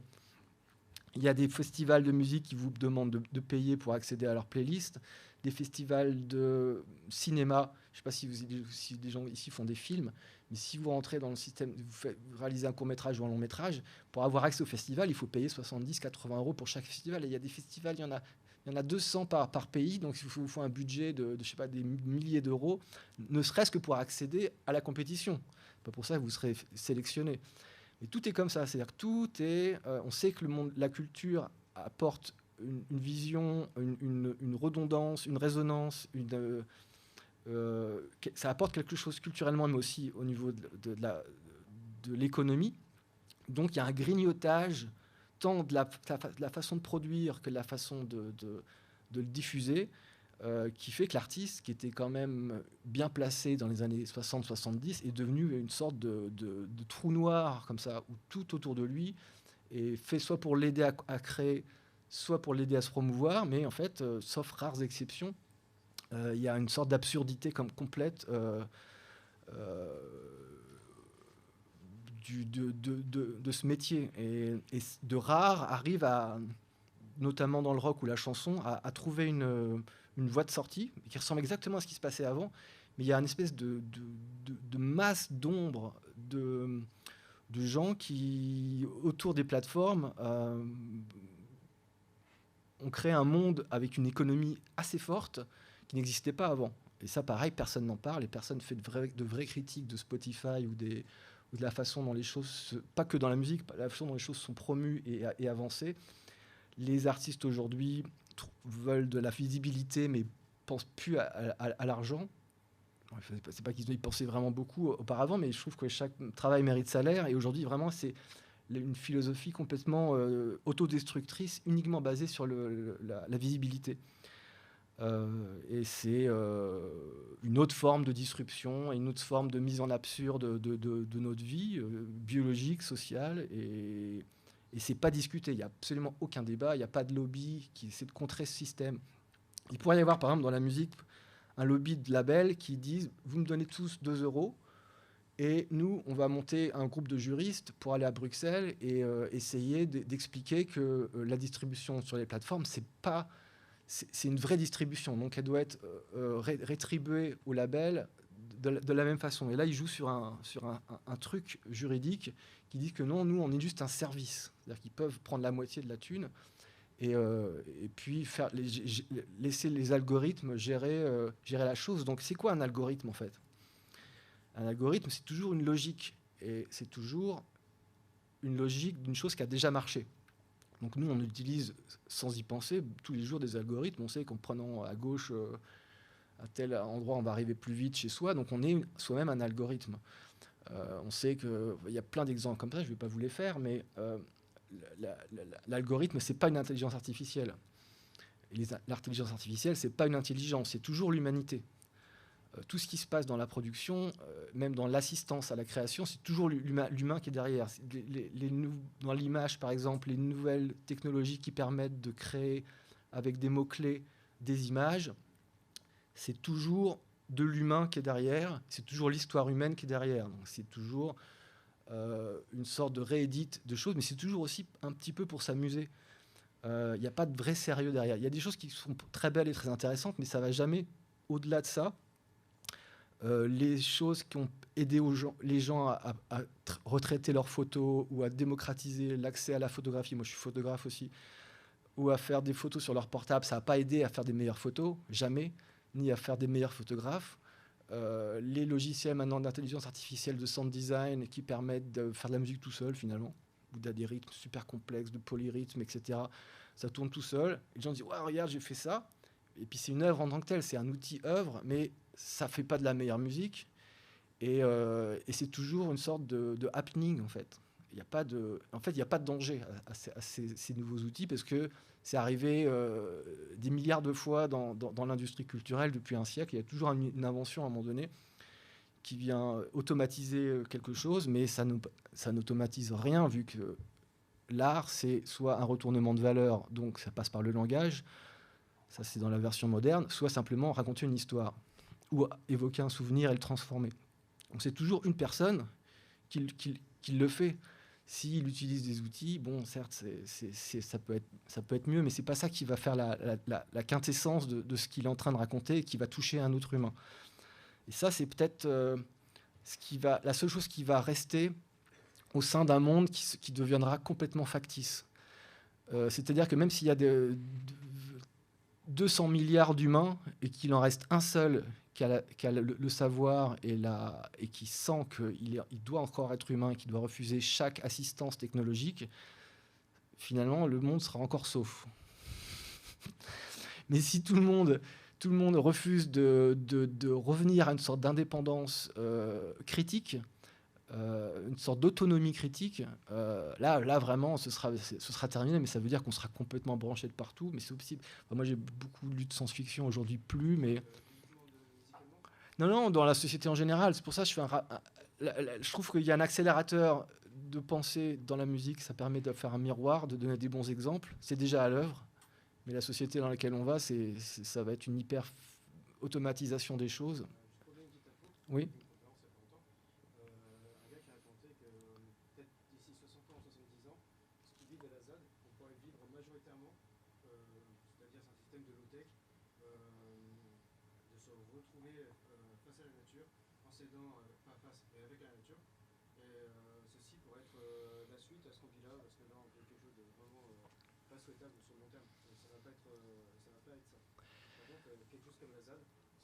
Je comprends pas le mot que tu utilises, pardon. Low-tech, d'accord, mais c'est quoi la ZAD? Ah, la ZAD, SZAD, d'accord, pardon. D'accord, oui. Et apparemment, cette chose-là, ça pourrait être vraiment intéressant, parce que dans 60 ans, on pourrait vraiment vivre... Ça, c'était une autre partie que j'ai oublié que je voulais faire au début, c'est les utopies pirates. Alors, tout le monde connaît Akimbe, etc. Les ZAD et les Bretons l'ont mieux démontré que les autres, je trouve. Les utopies pirates, mais aujourd'hui, c'est les dystopies pirates. C'est remplacé, c'est fini, en fait. Il y a des poches de gens qui vivent hors de la technologie. Moi, par exemple, j'ai jamais eu de smartphone, donc j'ai jamais été frustré de ne pas en avoir. J'ai plus de frigo depuis 5 ans. Et je vis super bien sans frigo. Quand on y pense, ça sert à rien. J'ai jamais commandé une pizza. J'ai jamais utilisé une trottinette. J'ai une vieille Mercedes qui marche super et elle va marcher encore 30 ans super. Et j'ai pas besoin de nouvelles choses, mais c'est très particulier. C'est-à-dire que j'ai l'impression... Je sais pas qui je suis, mais je sais qu'il y a plein de gens qui vivent comme ça, qui sont en résistance et qui se disent que vraiment, est-ce qu'on a vraiment besoin de tout ça? Mais ça ne sert à rien de le dire parce que, enfin, ça, pour soi, c'est juste. Mais c'est vachement intéressant ce que tu dis parce que c'est des utopies pirates. Donc, qu'un lieu soit rendu autonome. Il faut savoir, pour revenir à Spotify, que le gars, ce Suédois dont j'ai oublié le nom, était lui-même un pirate avant. C'est-à-dire qu'il disait, il y a effectivement trop de données, donc il faut que les gens puissent les avoir gratuites. C'était le début du peer-to-peer. Que les gens aient des MP3 gratuitement, puis ensuite ils veulent acheter l'album, ils le font. Et ça marche assez bien dans le monde du cinéma, parce que finalement le monde du cinéma résiste aussi. Tout le monde voit des films gratos sur des sites pirates, puis des fois on voit au Cinoche, et puis ça a abaissé l'économie, mais ça se stabilise. Donc c'était un pirate, mais je pense pas il avait des visions vraiment underground, c'est-à-dire qu'il disait je déteste l'industrie de la musique, ou je déteste l'interdiction. On ne sait pas ce qui se passe dans sa tête, en fait. Comme les libertariens ou Musk aux États-Unis, on ne sait pas vraiment ce qu'ils veulent dire, en fait. On n'a pas de preuve qu'ils soient des gens honnêtes. Ça sonne bien comme ça sur le papier, mais on ne sait pas ce que c'est. Donc, le type a quand même été un pirate, et il a dit, je vais piquer les morceaux des gens, et je vais des labels, et je vais les mettre gratuitement. Mais c'est toujours un geste mercantile. C'est comme les extrémistes religieux, c'est toujours du business derrière. Oui, mais disons que c'est vieux comme le monde, mais d'un projet subversif, on retombe sur un projet mercantile. Et aujourd'hui, le type reste un pirate. Donc il y a un pirate qui a la plus grosse plateforme de streaming d'Europe et qui dit, moi je suis un pirate et maintenant je reste un pirate, et j'ai piraté des creux juridiques, des vides juridiques de la Commission européenne, parce que c'est un vide juridique qui dit qu'il n'est pas un distributeur, mais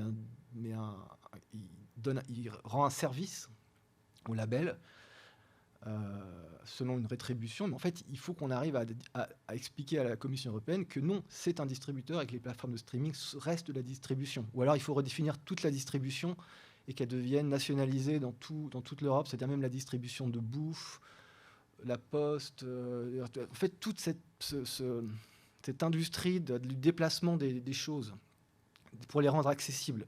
Tout doit être accessible, même les pensées les plus intimes des gens, les pensées des artistes. On sent qu'il y a une saturation complète de tout ce système qui aujourd'hui échappe complètement aux consommateurs et aux citoyens, et d'autant plus aux musiciens qui n'est pas conçu ni bâti pour se battre sur ces modèles.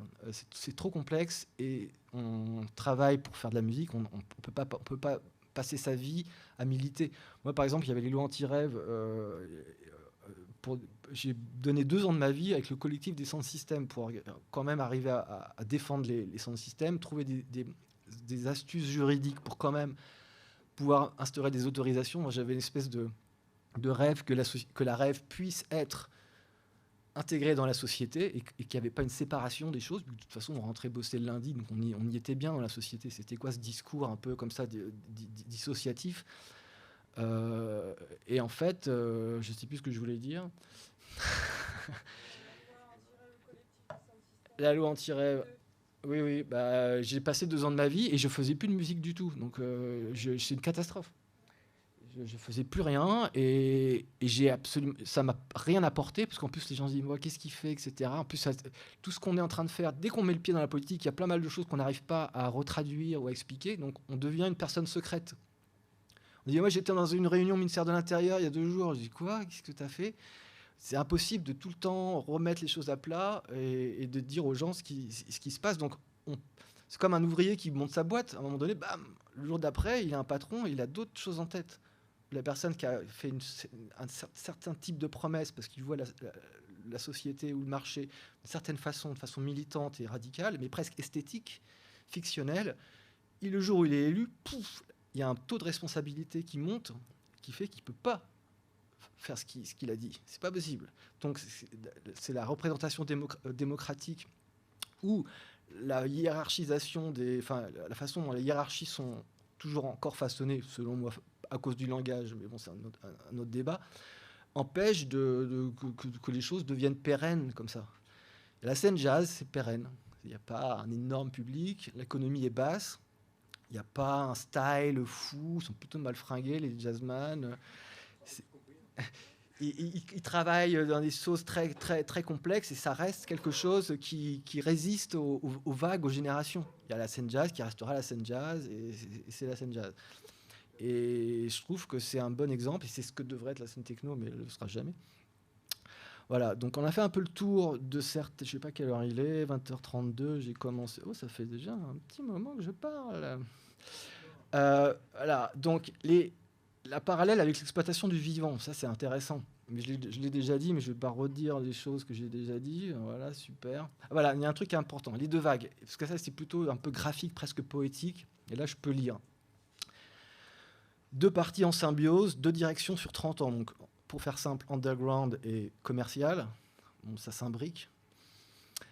Donc, il y a la fait d'avoir la paternité d'une œuvre. Et puis, il y a l'œuvre commune qui est complètement digérée par la société. Et là, il y a deux choses complètement antinomiques, mais peut-être qu'elles s'alimentent l'une d'elles. En anglais, on dit authorship. Donc, d'un côté, l'authorship, les années 90, aujourd'hui, c'est l'offre commune digérée. On ne s'étonne plus de voir un DJ jouer des choses qui sont toutes faites et qui va danser comme ça et prendre un plaisir fou. C'est-à-dire que c'est pas décodé, c'est pas décrypté. Donc, il y a l'œuvre unique et l'œuvre outil en opposition. Je dirais le sérieux et le néant, mais bon, c'est assez, c'est trop radical. Peut-être l'avant-garde et la variété, peut-être le classique et la drogue. J'ai travaillé dernièrement dans la musique classique en Allemagne et je trouvais que les gens étaient dans un côté sain de l'existence et calme et super juste. Enfin, je veux dire, c'est tout leur réseau familial, leur réseau culturel. Alors, ils picolent peut-être beaucoup, mais ils sont dans quelque chose ils se protègent eux-mêmes des travers de la société, même des travers générationnels et des folklores comme ça extrêmes. Donc moi, j'oppose carrément la musique classique dans le sens institutionnel et familial et bourgeois et les gens qui acceptent de se la mettre et qui, malgré eux, pâtissent de leur choix chimique, on va dire. Parce que c'est quand même assez extrême. Donc il y a le groupe et avec ces deux vagues, ces choses que j'oppose, et j'oppose aussi deux choses qui ont l'air identiques, c'est le groupe et le réseau. Et c'est bizarre de dire ça, mais le groupe, c'est des gens en commun et qui se connaissent et qui se comprennent et qui se parlent surtout. Et le réseau qui a l'air la même chose, mais non, le réseau, c'est la solitude. Donc, le groupe est opposé au réseau. Et ça, c'est vraiment aussi un basculement. Et c'est pareil dans la rêve. C'est-à-dire qu'on danse, on est avec beaucoup de gens, mais en fait, on est seul en soi. Donc, il y a les personnes qui sont ensemble et il y a la solitude. Et forcément, là-dedans, il y a l'histoire qui a encore un sens et puis l'oubli. C'est-à-dire que là, même les données historiques sont anéanties, quoi. C'est-à-dire que ça n'intéresse plus personne. Il n'y a plus qu'une sorte de société parallèle institutionnelle, intellectuelle, qui continue de travailler correctement. Et puis, il y a la masse de gens dont on sait très bien qu'ils n'auront plus l'attention nécessaire pour avancer en indépendance. Moi, par exemple, je fais un aparté. Moi, je suis photographe en Allemagne. C'est un des jobs que j'ai. Et je suis une sorte de photographe de campagne. C'est-à-dire que je veux bosser avec les enfants dans les écoles. Je fais des photos de classe, mais aussi de famille. Voilà, je bosse pour un studio. Et je vois l'évolution en 5 ans des enfants qui sont pourris d'écran, quoi. Il n'y a plus un seul gosse qui arrive à se concentrer sur ce qu'on lui dit. Plus un. C'est-à-dire qu'il y a quelques Kita c'est kindergarten, qui arrivent où on sent qu'il y a un peu moins de problèmes sociaux, où on sent que les enfants, il y a quelques enfants, mais ça devient une exception, que bam, ils comprennent tout de suite ce qu'on est en train de faire. Tu te mets là, tu fais ça, tu prends la pause, tu parles, espèce de sourire et de peps de vie, mais ça devient, mais c'est 99% des autres sont comme ça, mais vraiment, ça fait peur. Ils ne comprennent pas ce qui se passe et ce qu'on leur dit. Et ils ne peuvent pas rester plus de quelques secondes sur une pause, une idée et une impression du réel, en fait. Qui est là, qui fait quoi. C'est tout de suite le plaisir immédiat. Le plaisir immédiat. Alors moi, je ne sais pas si c'est vraiment... Je suppose que ce sont l'accès au numérique trop jeune. Je pense que c'est ça. Mais ça donne une très mauvaise un très mauvais indicateur de là où on va, je suppose. Donc l'histoire et l'oubli.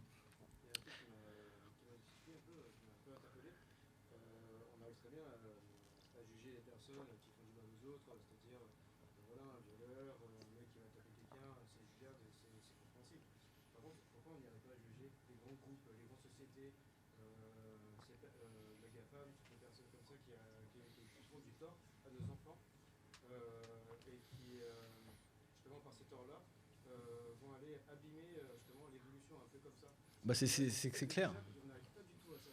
C'est clair, mais déjà juridiquement, on prouve qu'une famille a été abîmée ou qu'un enfant a été abîmé spécifiquement par telle société et pas par ses parents, en fait, qui l'ont laissé... Tu viens de dire, c'est que l'écran déjà vient déconcentrer déjà les cerveaux en développement. C'est un écran devant un cerveau en développement, c'est quelque chose qui se fait pas. Bah oui. On l'a autorisé parce que c'était ça l'intérêt. Le cerveau a l'amour d'intérêt qui vient arriver à... Mais l'écran n'est pas là du jour au lendemain, il fait quand même pas mal de temps. Et il disparaîtra pas. Ah non, il y a une évolution de ça aussi. Mais l'accès très très tôt, très jeune à ces écrans-là, ça, comme tu dis, tu vois directement la différence. Et ils ne sont pas concentrables plus de 10 secondes d'affilée. Avec les masques, c'est encore pire maintenant. Ils ont des problèmes de langage. Si ça, moi je notifie, c'est intéressant. Non, mais mais il y a plus de... C'est dur à prouver d'abord, et il y a plus d'intérêt à la société. Finalement, le législateur il dira mais c'est la responsabilité des parents, et si vous êtes assez débile pour ne pas vous apercevoir de ça, et peut-être que les gens seront plus attentifs plus tard, c'est pas notre problème. Je veux dire, il y a aussi plein d'autres façons. Tu peux aussi me donner que des chips à manger à ton gosse, des choses comme ça, et on va pas interdire les chips.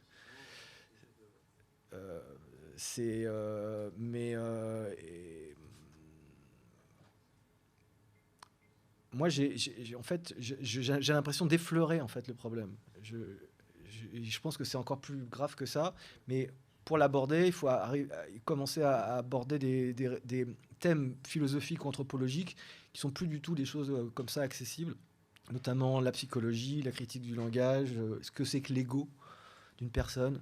On passe dans autre chose. Donc la vraie question, mais justement, c'est ça, c'est y a-t-il encore un projet de société ? C'est la vraie question à se poser face à des pratiques culturelles nouvelles qui sont à l'avant-garde des sociétés de demain. Donc même si on n'aime pas ces musiques électroniques, encore moins les folklores, on peut s'y intéresser comme matière philosophique, anthropologique.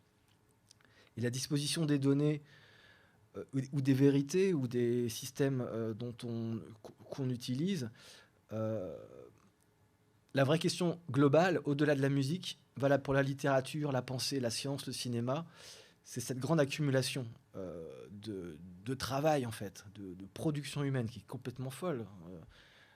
Et est-ce qu'on doit en disposer véritablement ? C'est vraiment la vraie question. C'est peut-être déjà un jour, il y aura un blackout magnétique qui fait que tout ce qui est stocké de 2005 au futur sera peut-être complètement effacé. Donc les gens qui auront des cassettes et des disques ou des livres seront mis en avant. Mais la question de la disposition de ce travail se pose hors les mots par cette jeune génération qui dit non mais moi ça ne m'intéresse même plus votre monde là, je veux jouir, basta. Donc il y a quand même dans cette façon de taper dans la donnée, mais c'est une donnée très récente, c'est-à-dire que les gens qui jouent, on revient à la rêve là, mais c'est toujours un miroir. Les gens qui jouent ce qui se produit aujourd'hui, déjà, ils jouent 1% de ce qui se produit, ce qui est quand même fou. Donc on voit l'économie du logiciel qui est derrière. Et la paternité de ce qui est produit, c'est un sound designer, des programmeurs informatiques, des ingénieurs du son, des gens qui donnent un son aux machines, et ils ont déjà une paternité dans l'œuvre en fait. Ensuite, il y a le mec ou la fille qui va vraiment produire l'œuvre. Ensuite, il y a la personne qui va peut-être la découper, la retraiter et la terminer. Et ensuite, la personne qui va la jouer. Donc, tout est complètement dispatché en une myriade de métiers, ce qui fait que finalement, la paternité de l'œuvre, elle n'existe plus. En tout cas, il y a des gens qui revendiquent d'être dans ce mouvement, ça les rend finalement plus confortables parce qu'ils ont l'impression d'appartenir à une sorte de famille où eux-mêmes, leur ego n'est pas forcément mis en avant, mais ils ont l'impression que c'est la vraie vérité stable et que ça les rassure d'être là-dedans. Ils ont peut-être raison. Mais est-ce que c'est pas une autre forme de patriarcat, de pression sur le monde, quand on arrive à un moment où justement la vie doit être légère, durable et non croissante? C'est-à-dire que là, on continue de produire, de faire avoir des logiciels et des choses qui d'ailleurs ne sont jamais utilisées, et beaucoup de disques encore, et beaucoup de produits qui sont basés sur l'industrie du pétrole. Et on doit se demander si cette révolution industrielle et l'apparition de la musique enregistrée en elle-même n'est pas un bug dans l'histoire de l'humanité. C'est-à-dire c'est 1 siècle et demi de musique enregistrée sur support. Est-ce que c'est peut-être pas là le problème plutôt que le futur qui arrive, qui va peut-être ressembler à ce que les gens faisaient il y a 2 millions d'années? C'est une vraie question.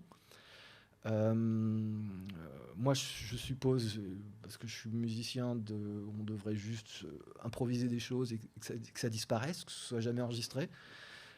Mais avec le DJing, c'est la croissance de la donnée, de l'infrastructure, comme des ressources. Et c'est tout le temps dans la croissance et dans l'autosatisfaction. Donc, tandis qu'un modèle sans cesse créatif, sans enregistrement, sans assistance technologique, sans cette armée de métiers voisins, en fait, c'est ce que, à mon avis, on devrait faire. Ce serait un modèle artistique antiproductiviste. Et c'est assez bizarre de dire qu'on va être un artiste qui ne veut pas avoir de succès et qui ne veut pas produire de choses finies, en fait. Et c'est, je suppose, aussi les questions que se posent les gens qui sont paysans aujourd'hui ou qui produisent des choses à manger ou à utiliser. C'est-à-dire, ils disent, bah non, mais nous, c'est que pour la région. Et puis c'est tout. Moi, j'ai mes potes et tout. J'ai pas besoin d'être une star de la production de patates ou la star de je sais pas quoi. Donc, il faut avoir une sorte de choses plus localisées et plus réduites. Et la production musicale ou d'art n'échappe pas à cette règle, en fait. Donc, cette notion de bug de l'histoire du son, la question de l'art, est-ce que l'art doit être durable? C'est une vraie question. L'intelligence artificielle, je pense qu'on en a un peu parlé. Voilà. Je suppose, moi, qu'un DJ, c'est déjà un algorithme en soi. C'est déjà une intelligence artificielle. C'est-à-dire qu'on va jouer des choses qui fonctionnent déjà. Donc c'est toujours une sorte de preuve de succès et de succès de la preuve, en fait. Et c'est ça, l'algorithme. Ça a des conséquences sur l'économie de la musique, on l'a déjà dit aussi. Et donc, mais d'un point de vue personnel, moi je trouve que l'artiste est 2 fois dévalisé aujourd'hui, c'est-à-dire tant par l'industrie que par le public et que par lui-même, qui vraiment se laisse aller complètement. Mais peut-être que c'est pas une bonne façon de voir, et peut-être qu'il y a une autre chose qui s'ouvre aujourd'hui. C'est impossible à prévoir de savoir ce qui va se passer dans les 30 prochaines années dans cette industrie de la fête et de la rêve, mais puisque c'est en train de s'effondrer, notamment à Berlin qui était un peu le dernier lieu, pour faire un petit aparté, les prix de location des lieux a explosé, donc, et les prix et c'est les bookers qui sont encore un intermédiaire, encore une disruption du métier qui font monter les prix, donc, et puis c'est à l'avantage de l'artiste, donc il y a une absurdité sans nom qui sans cesse se remet en place, et il y a une distorsion continuelle, une explosion, une sorte de fureur intérieure, et une explosion au sein de la ville qui rend cette économie précaire de la culture et qui est accompagnée ni par l'État ni par les collectivités. On est par exemple dans une scène institutionnelle et on sait qu'il y a des concerts de qualité, mais tout ce qui se passe dans cette scène et qui est, je trouve, presque majoritaire, c'est quand même un laisser-aller organique du corps qui veut aujourd'hui accéder à autre chose, un plaisir supplémentaire, alors qu'il sait bien qu'autour de lui, tout est en train de se resserrer et on va lui demander d'être plus responsable. Et là, il y a une vraie opposition, et jusqu'où on va arriver à être ambitieux et pourri, prendre du plaisir, et jusqu'au moment donné, la société va peut-être se réduire la voilure et pour devenir responsable. Voilà, je pense que j'en ai fait le tour. C'était quand même déjà pas mal. Je vous remercie d'être venu en nombre pour m'écouter. Et je vous dis à bientôt et peut-être à tout à l'heure. À 22h, c'est-à-dire dans 1h30, dans 1 heure, où je vais vous jouer de l'électro, de la drum and bass et d'autres choses. Pas très longtemps, mais le son que je fais en ce moment.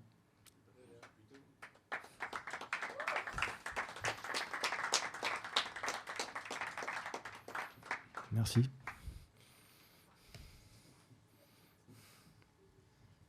Mais si vous avez des réactions, ouais, du coup, des questions, d'autres choses.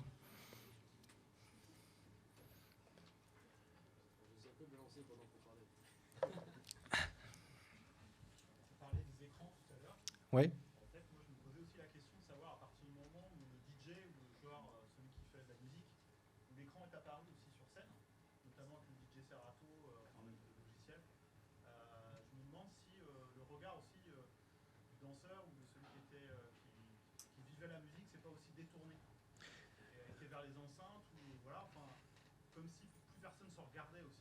Non, mais le Serato n'a pas marché parce que ça ne permettait pas justement d'être dans l'expression de la danse sur scène. Il y avait trop de concentration. Ça a été très vite... c'est utilisé dans le hip-hop parce que c'est pratique de faire apparaître de nouveaux pistes de scratch, mais le truc...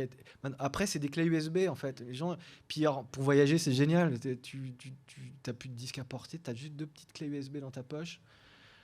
Et tu vas à l'autre bout de la planète et tu fais Moi, ce que je pense qu'il va se passer, c'est que la technicité du DJing est quand même en train de prendre une dimension supplémentaire et c'est en train de se rapprocher du live. Mais c'est toujours pas toi qui a créé les... Il y a des DJ qui sont eux-mêmes producteurs, donc ils apportent des choses d'eux-mêmes.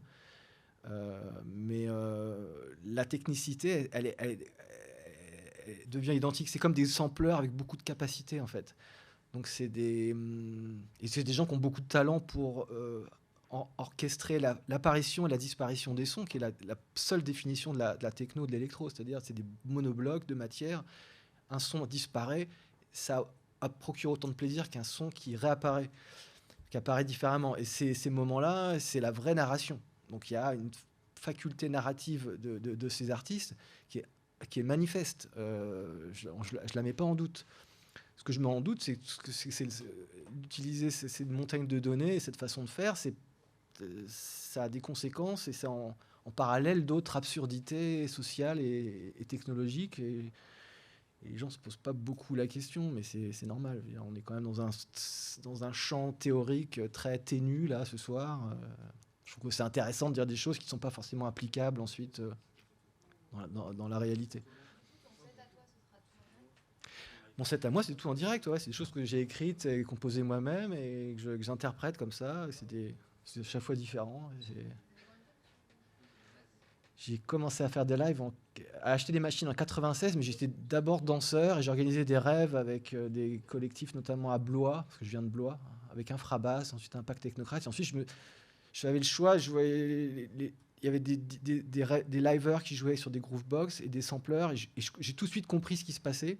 Tandis que je voyais des gens jouer avec des vinyles, je me dis mais pourquoi ils jouent un truc qui est tout fait, quoi. Je ne comprenais pas, j'ai jamais compris. Alors c'est peut-être... Non mais en fait c'est très ingrat d'être compositeur et d'être de live, parce que c'est 10 fois plus de travail pour un son qui n'a pas la même technicité, la même régularité, le même impact pour la danse. Donc finalement on est des transfuges du concert au sein d'une scène de dance music. Et il y a toujours aussi une opposition et un déséquilibre. On dit, je connais les organisateurs, ils n'ont jamais booké un live parce qu'ils savent très bien qu'il n'y aura pas le même impact sur la transe du danseur. Et la transe, j'en ai pas parlé, c'est pas vraiment mon sujet. Mais c'est un truc hyper important, qui est très ancien aussi. Donc est-ce qu'on invente des choses nouvelles? Non. Oui, c'est ça. Ouais. La transe, c'est comme... il y a un truc... un peu comme l'hypnose ou l'auto-hypnose paraît qu'on est souvent soi-même à plein de moments en auto-hypnose. Je suppose que quand vous m'avez écouté, à un moment donné, pouf, vous êtes parti dans une autre pensée et les fréquences de votre cerveau se sont rabaissées à une fréquence un peu inférieure. C'est déjà un état d'auto-hypnose et on est à un tiers du temps de votre journée soi-même en auto-hypnose. C'est-à-dire en train de conduire et tu t'aperçois que ça fait sur une borne, tu sais même pas ce que tu fais en fait. C'est complètement irresponsable, mais tu conduis hyper bien. Tu es en auto-hypnose. Donc tu es dans une forme de transe. C'est pas très compliqué.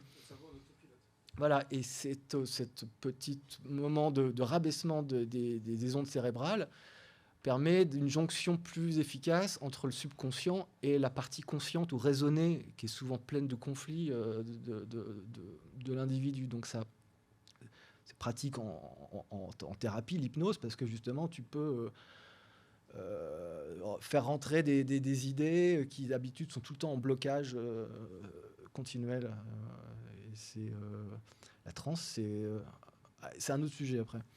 Mais j'avais écrit des trucs comme ça, un peu trop barrés, un peu très poétiques, presque au bord de la science-fiction. Et il y a peut-être aussi une faculté de l'humanité à se reprogrammer par cette danse. C'est quand même quelque chose qui n'est pas juste populaire. Moi, j'ai vu des phases où il y avait vraiment beaucoup de gens, même à Berlin. À Berghain, par exemple, il y avait une espèce d'industrie, c'était une espèce de rêve géante commerciale, mais géante et très, très avant-gardiste, très belle soniquement, et qu'autant d'Européens viennent juste dans un club, faire un truc. Et j'ai écrit un livre d'ailleurs qui s'appelle Panic in Berghain, que j'ai sorti en 2015, qui est assez confidentiel, mais qui est toujours disponible.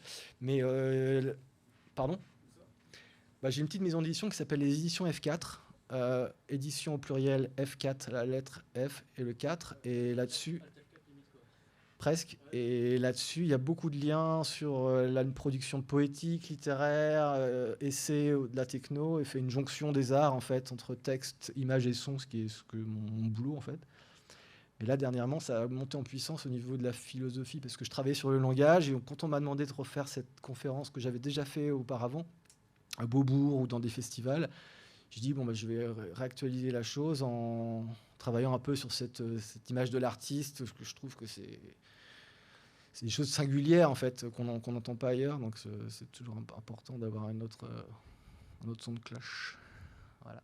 Je suis content d'entendre plein de nuances autour de la teuf, le monde du club, le monde de l'électro en général. Entendre des nuances comme ça fait super plaisir de restituer certaines choses. Merci. Ah ouais, Merci. Est-ce que tu disais que le public rentre moins en transe devant un live que devant... Il faut beaucoup plus d'attention et il y a moins de régularité, puis il y a des accidents et il y a une intention. Il y a des gens qui savent le faire, d'autres pas du tout. Des gens qui sont bons en DJ. Par exemple, il y a un truc, je viens de voir ça dernièrement, tout le monde connaît Carl Cox, le DJ house black américain qui est très bon et qui vient de se mettre dernièrement, et on sait pas si, il a toujours produit de la musique, mais il vient de se mettre au live. Et il fait des trucs, mais il est hyper bon. C'est-à-dire qu'il a un génie de l'apparition et de la disparition du son. Il dit, le gars, ça fait 40 ans c'est un DJ commercial, on a envie de le tuer, quoi. Et en fait, il sort un live, puis là, tu t'es, quoi. Il a une espèce de narration instinctive. Alors, c'est des trucs très courts, mais c'est vraiment il a une gestuelle et une façon de jouer, parce que c'est des instruments. Enfin, c'est un instrument avec plusieurs choses qui est remarquable. Donc, peut-être qu'il est passé à côté. En fait, il aurait dû le faire dès le départ. Après, ça se tente beaucoup plus. Actuellement, ces dernières années, ça s'est plus vu quand même du DJ et du live sur des programmations et des plateaux. Moi, j'ai pas vu trop de différence à chaque fois, que ce soit du DJ set ou du live. Tant que la personne arrive à faire, à allumer le truc, ça le fait, quoi. Ouais. En fait, moi, je serais pas aussi catégorique sur ce truc-là, quoi. Ou du live, je trouve que c'est plutôt des des champs d'exploration en fait aujourd'hui, et en fait on a l'embarras du choix aujourd'hui et il n'y a plus qu'à se servir et à tester quoi. Enfin expérimenter, quitte à après refaire passer des trucs dans d'autres et enfin bidouiller c'est de la. Ouais, il y a un peu Ça plus reste. d'efforts, je trouve. Il y a un peu plus d'efforts dans le live à se mettre en condition d'écouter du live, à écouter d'autres choses. Ouais. Le live, t'as vraiment. Faut se mettre en tête que c'est du live, quoi. Ouais. Tu entends une différence certaine, mais par contre, tu vas avoir une autre énergie complètement, quoi. Puis c'est une situation d'écoute et d'attention. Et où justement la projection de soi dans une figure, comme sur un DJ qui est en train de danser comme ça, waouh! Quand tu fais du live, tu peux pas faire ça parce que tu es obligé d'opérer en fait. Comme de la conduite ou du pilotage. Donc il n'y a absolument pas de moment où tu vas avoir une image réagissante. C'est impossible. T'as moins d'échappées avec le DJ set où tu peux switcher plus facilement quoi. Ouais. Après ça dépend aussi. C'est vrai qu'il y a une attitude de vainqueur chez les DJ quand il y a un super vidéo qui se passe, qui est hyper connu, Bah qui oui. est assez étonnante. Hein. Ouais. C'est un peu limite déplacé parce que effectivement c'est le mec a rien fait à faire passer Voilà. C'est tout ultra le monde là. glorifiant et primaire. Ah, c'est ça, mais peut-être que pas. Peut-être que on accède à autre chose qui est un impensé du monde de l'art et qu'on n'a pas encore bien digéré et compris ce que c'était. Mais c'est clairement plus de la musique. C'est un truc humain. C'est plus de la création. Non, mais c'est plus de la musique dans le sens où c'est plus. C'est vraiment. C'est du patchwork. Comme on dit, c'est peut-être c'est de l'interprétation. C'est de la- L'image du karaoké était intéressante. En fait, c'est de la danse. C'est de la danse. Ouais, mais c'est assez primaire quand même. Certaines choses. Ouais, on trouve sur quelque chose d'assez simpliste. Et moi, quand je mixe pas, mais quand je le fais chez moi ou chez des potes, je trouve ça génial. Ah, j'aime bien aussi. Et je me dis, mais merde, je me dis, merde, j'ai vraiment envie de devenir DJ. Mais je le fais pas. Parce que je suis quelqu'un de sérieux. Ouais, t'as quand même célébré. Exactement. Voilà. Et alors les autres, tous les autres de la même époque, de la même génération, qui étaient dans les mêmes mouvements. Bah, y a une génération de liveurs qui se connaissent très bien. Il y a une communauté de liveurs qui d'ailleurs ne produisent plus de morceaux. Ils ont arrêté parce qu'ils savent qu'ils vont pas gagner beaucoup d'argent avec. Avant, le marché du vinyle dans les années 90 c'était florissant. Donc c'était intéressant de sortir 1000 vinyles. On savait qu'on allait les vendre en un mois. Aujourd'hui, ça coûte plus cher de le produire. On en vend 200. Puis c'est beaucoup d'efforts pour pas grand chose. Alors que quand tu es liver, bah, tu produis du live et puis c'est tout ce que tu produis, éventuellement des mixtapes ou des choses qui sont. Mais même ça, c'est un peu bizarre. Les gens le font même plus. C'est-à-dire que les gens qui ont arrivé à avoir une carrière, une réputation en tant que performeur live, ils se prennent même plus la tête à faire des démos. Ils sont bookés parce qu'on sait qu'ils font des performances live et puis c'est tout. Et c'est vraiment une sorte de genre à part, parallèle. Vraiment, je vais avoir un avis, mais c'est pas grave. Ce que t'appelles live, c'est un DJ, enfin, c'est un set qui a quand même été. Live, c'est une performance originale, composée et interprétée par toi-même. Impro ou avant, elle a quand même été. Ah bah, même dans le jazz, les improvisations ont été répétées des milliards de fois, donc il n'y a pas trop de variations. C'est juste les... Un orchestre qui joue une symphonie qui a déjà. Enfin, on va supposer que ce soit l'orchestre qui l'ait créé, mais c'est. Du coup, c'est créé avant quand même. Ah bah oui, c'est écrit. C'est très très écrit même. C'est de la composition hors du papier, c'est composé en MIDI, ce qu'on appelle, c'est-à-dire des impulsions, un cerveau central qui commande d'autres synthétiseurs, ou alors des synthétiseurs qui ont eux-mêmes leur propre séquenceur qui tournent. Donc on fait apparaître un truc, on module autre chose, et ça a été non pas composé, mais on dit programmé, c'est-à-dire c'est de la programmation de machine, c'est de la programmation de robots en fait. C'est ça le live. D'abord programmer des robots, ensuite leur dire de faire tout comme on veut, et puis à un moment tais-toi, puis toi c'est... Mais il y a tellement de paramètres et de sensitivité qu'il y a un vrai jeu organique.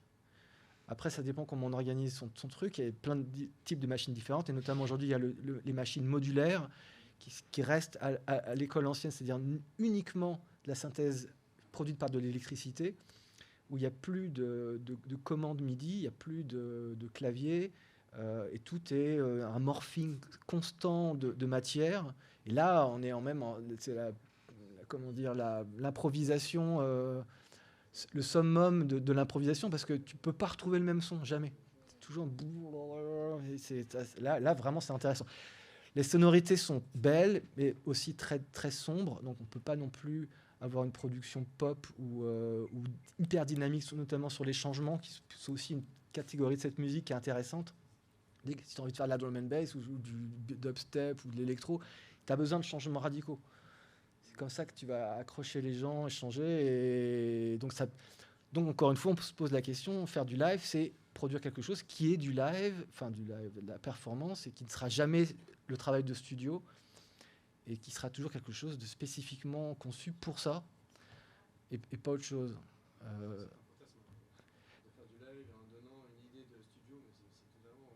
Bah oui, non, mais il y a plein de gens qui ne le font pas à cause de ça, parce qu'ils n'arrivent pas à se dire qu'ils vont jouer quelque chose qui n'a pas été pensé à 100%, avec la dimension production et ces détails. Ils ont passé tellement d'efforts et d'années pour avoir un son original, et c'est 70-80% de production et de mini-choses à l'ordinateur.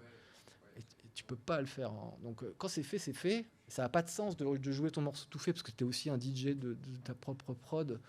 Enfin, c'est quand même des choses complexes, etc. Je trouve qu'il y a une sorte d'intégrité qui se détache.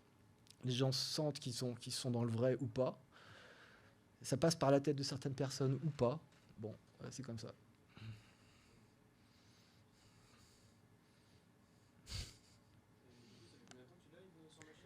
Les premiers, c'était en public en 98, et comme j'organisais des grèves avec des potes en free party, moi je jouais plutôt à la fin, au petit matin, puis après ça a changé, puis ça a démarré tout de suite d'un coup. Exactement, non, les Groovebox, samplers, Akai, des espèces de gros tanks qui avaient 8 mégas de mémoire, et des choses absurdes aujourd'hui, mais non, mais les contraintes, c'est toujours créatif. Et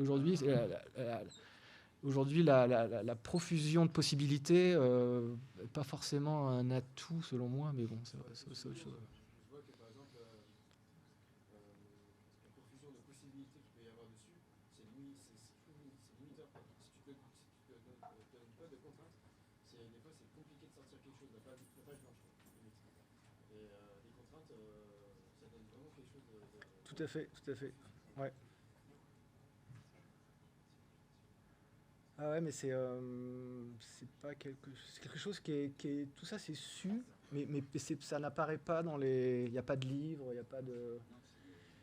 Encore moins d'écoles. Il y a des écoles de DJ, de production, de post-production, de marketing de la musique.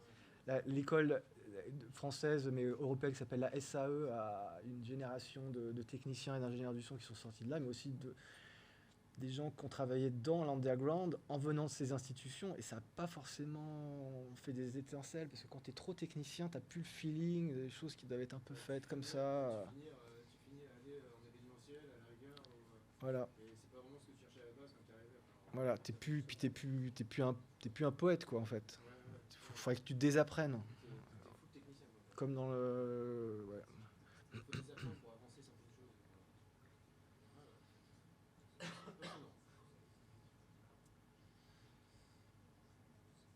Et les machines, elles coûtent plus rien. Hein. Il y a les cordes, une corde d'occasion. Vous pouvez acheter un synthé, une boîte à rythme, un sampler pour 200-300 €. Vous êtes indépendant, c'est parti. Hein. Ça coûte moins cher que de s'acheter des platines et des morceaux. Hein. Après, c'est frustrant aussi. Il ne faut pas lâcher la musique organique et le piano et la guitare. C'est complémentaire. Ça devrait rester tout le temps complémentaire.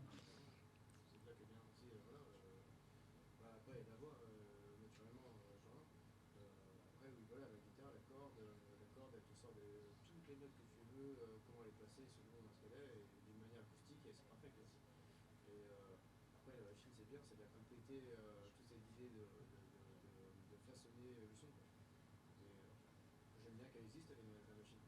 Et c'est vrai que la guitare, c'est quelque chose. Ouais, ouais.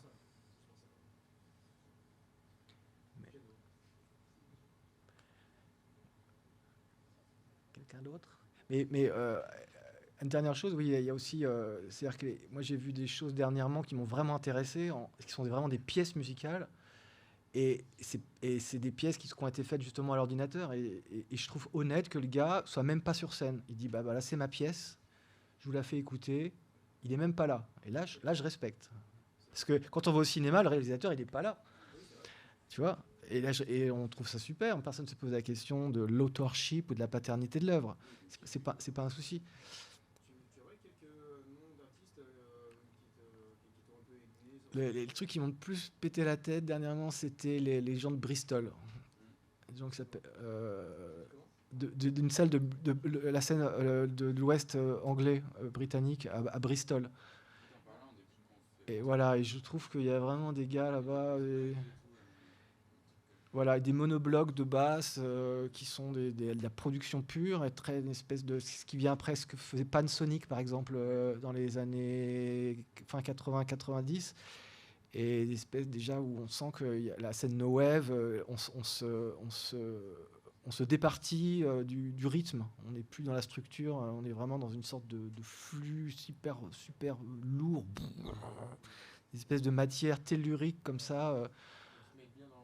Voilà, qui sont impressionnantes. Il y a un festival en Berlin au mois d'août, tous les mois d'août, qui s'appelle Atonal Festival, que je recommande à tout le monde, parce que on prend des claques d'avant-garde électronique. Enfin, c'est phénoménal. Il y a d'autres festivals, hein, mais c'est des choses qui sont aussi très liées à l'image. Par exemple, aussi des performances avec des logiciels comme Touch Designer, des choses comme ça, où c'était des matières très mathématiques, où là on est dans la production, création pure, mais on peut plus faire de ça en live. Et quelqu'un a des contacts pour...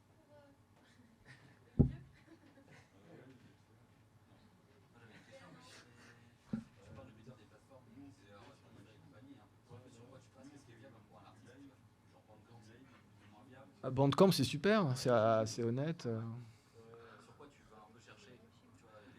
Alors moi, c'est un peu bizarre parce que j'écoute beaucoup ce que j'écoutais quand j'étais plus jeune, et je fais pas de recherche. J'écoute la musique des potes, j'aime bien m'informer. Des fois, j'ai des coups de cœur. J'achète encore beaucoup de musique, mais j'achète aussi beaucoup de littérature, et je vais beaucoup au Cinoche, et j'ai déjà beaucoup de choses qui me procurent qui renouvellent mon regard sur le monde, et c'est pas forcément toujours d'acheter de la musique ou d'aller...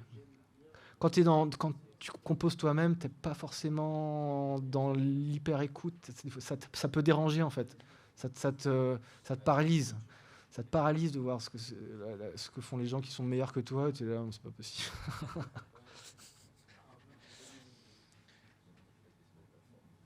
Mais Bandcamp, oui, quand on sait ce que c'est de faire soi-même un site internet pour vendre de la musique et de le tenir en état, tu comprends que tu peux laisser 7% de tes revenus à Bandcamp. Et c'est encore honnête, ouais.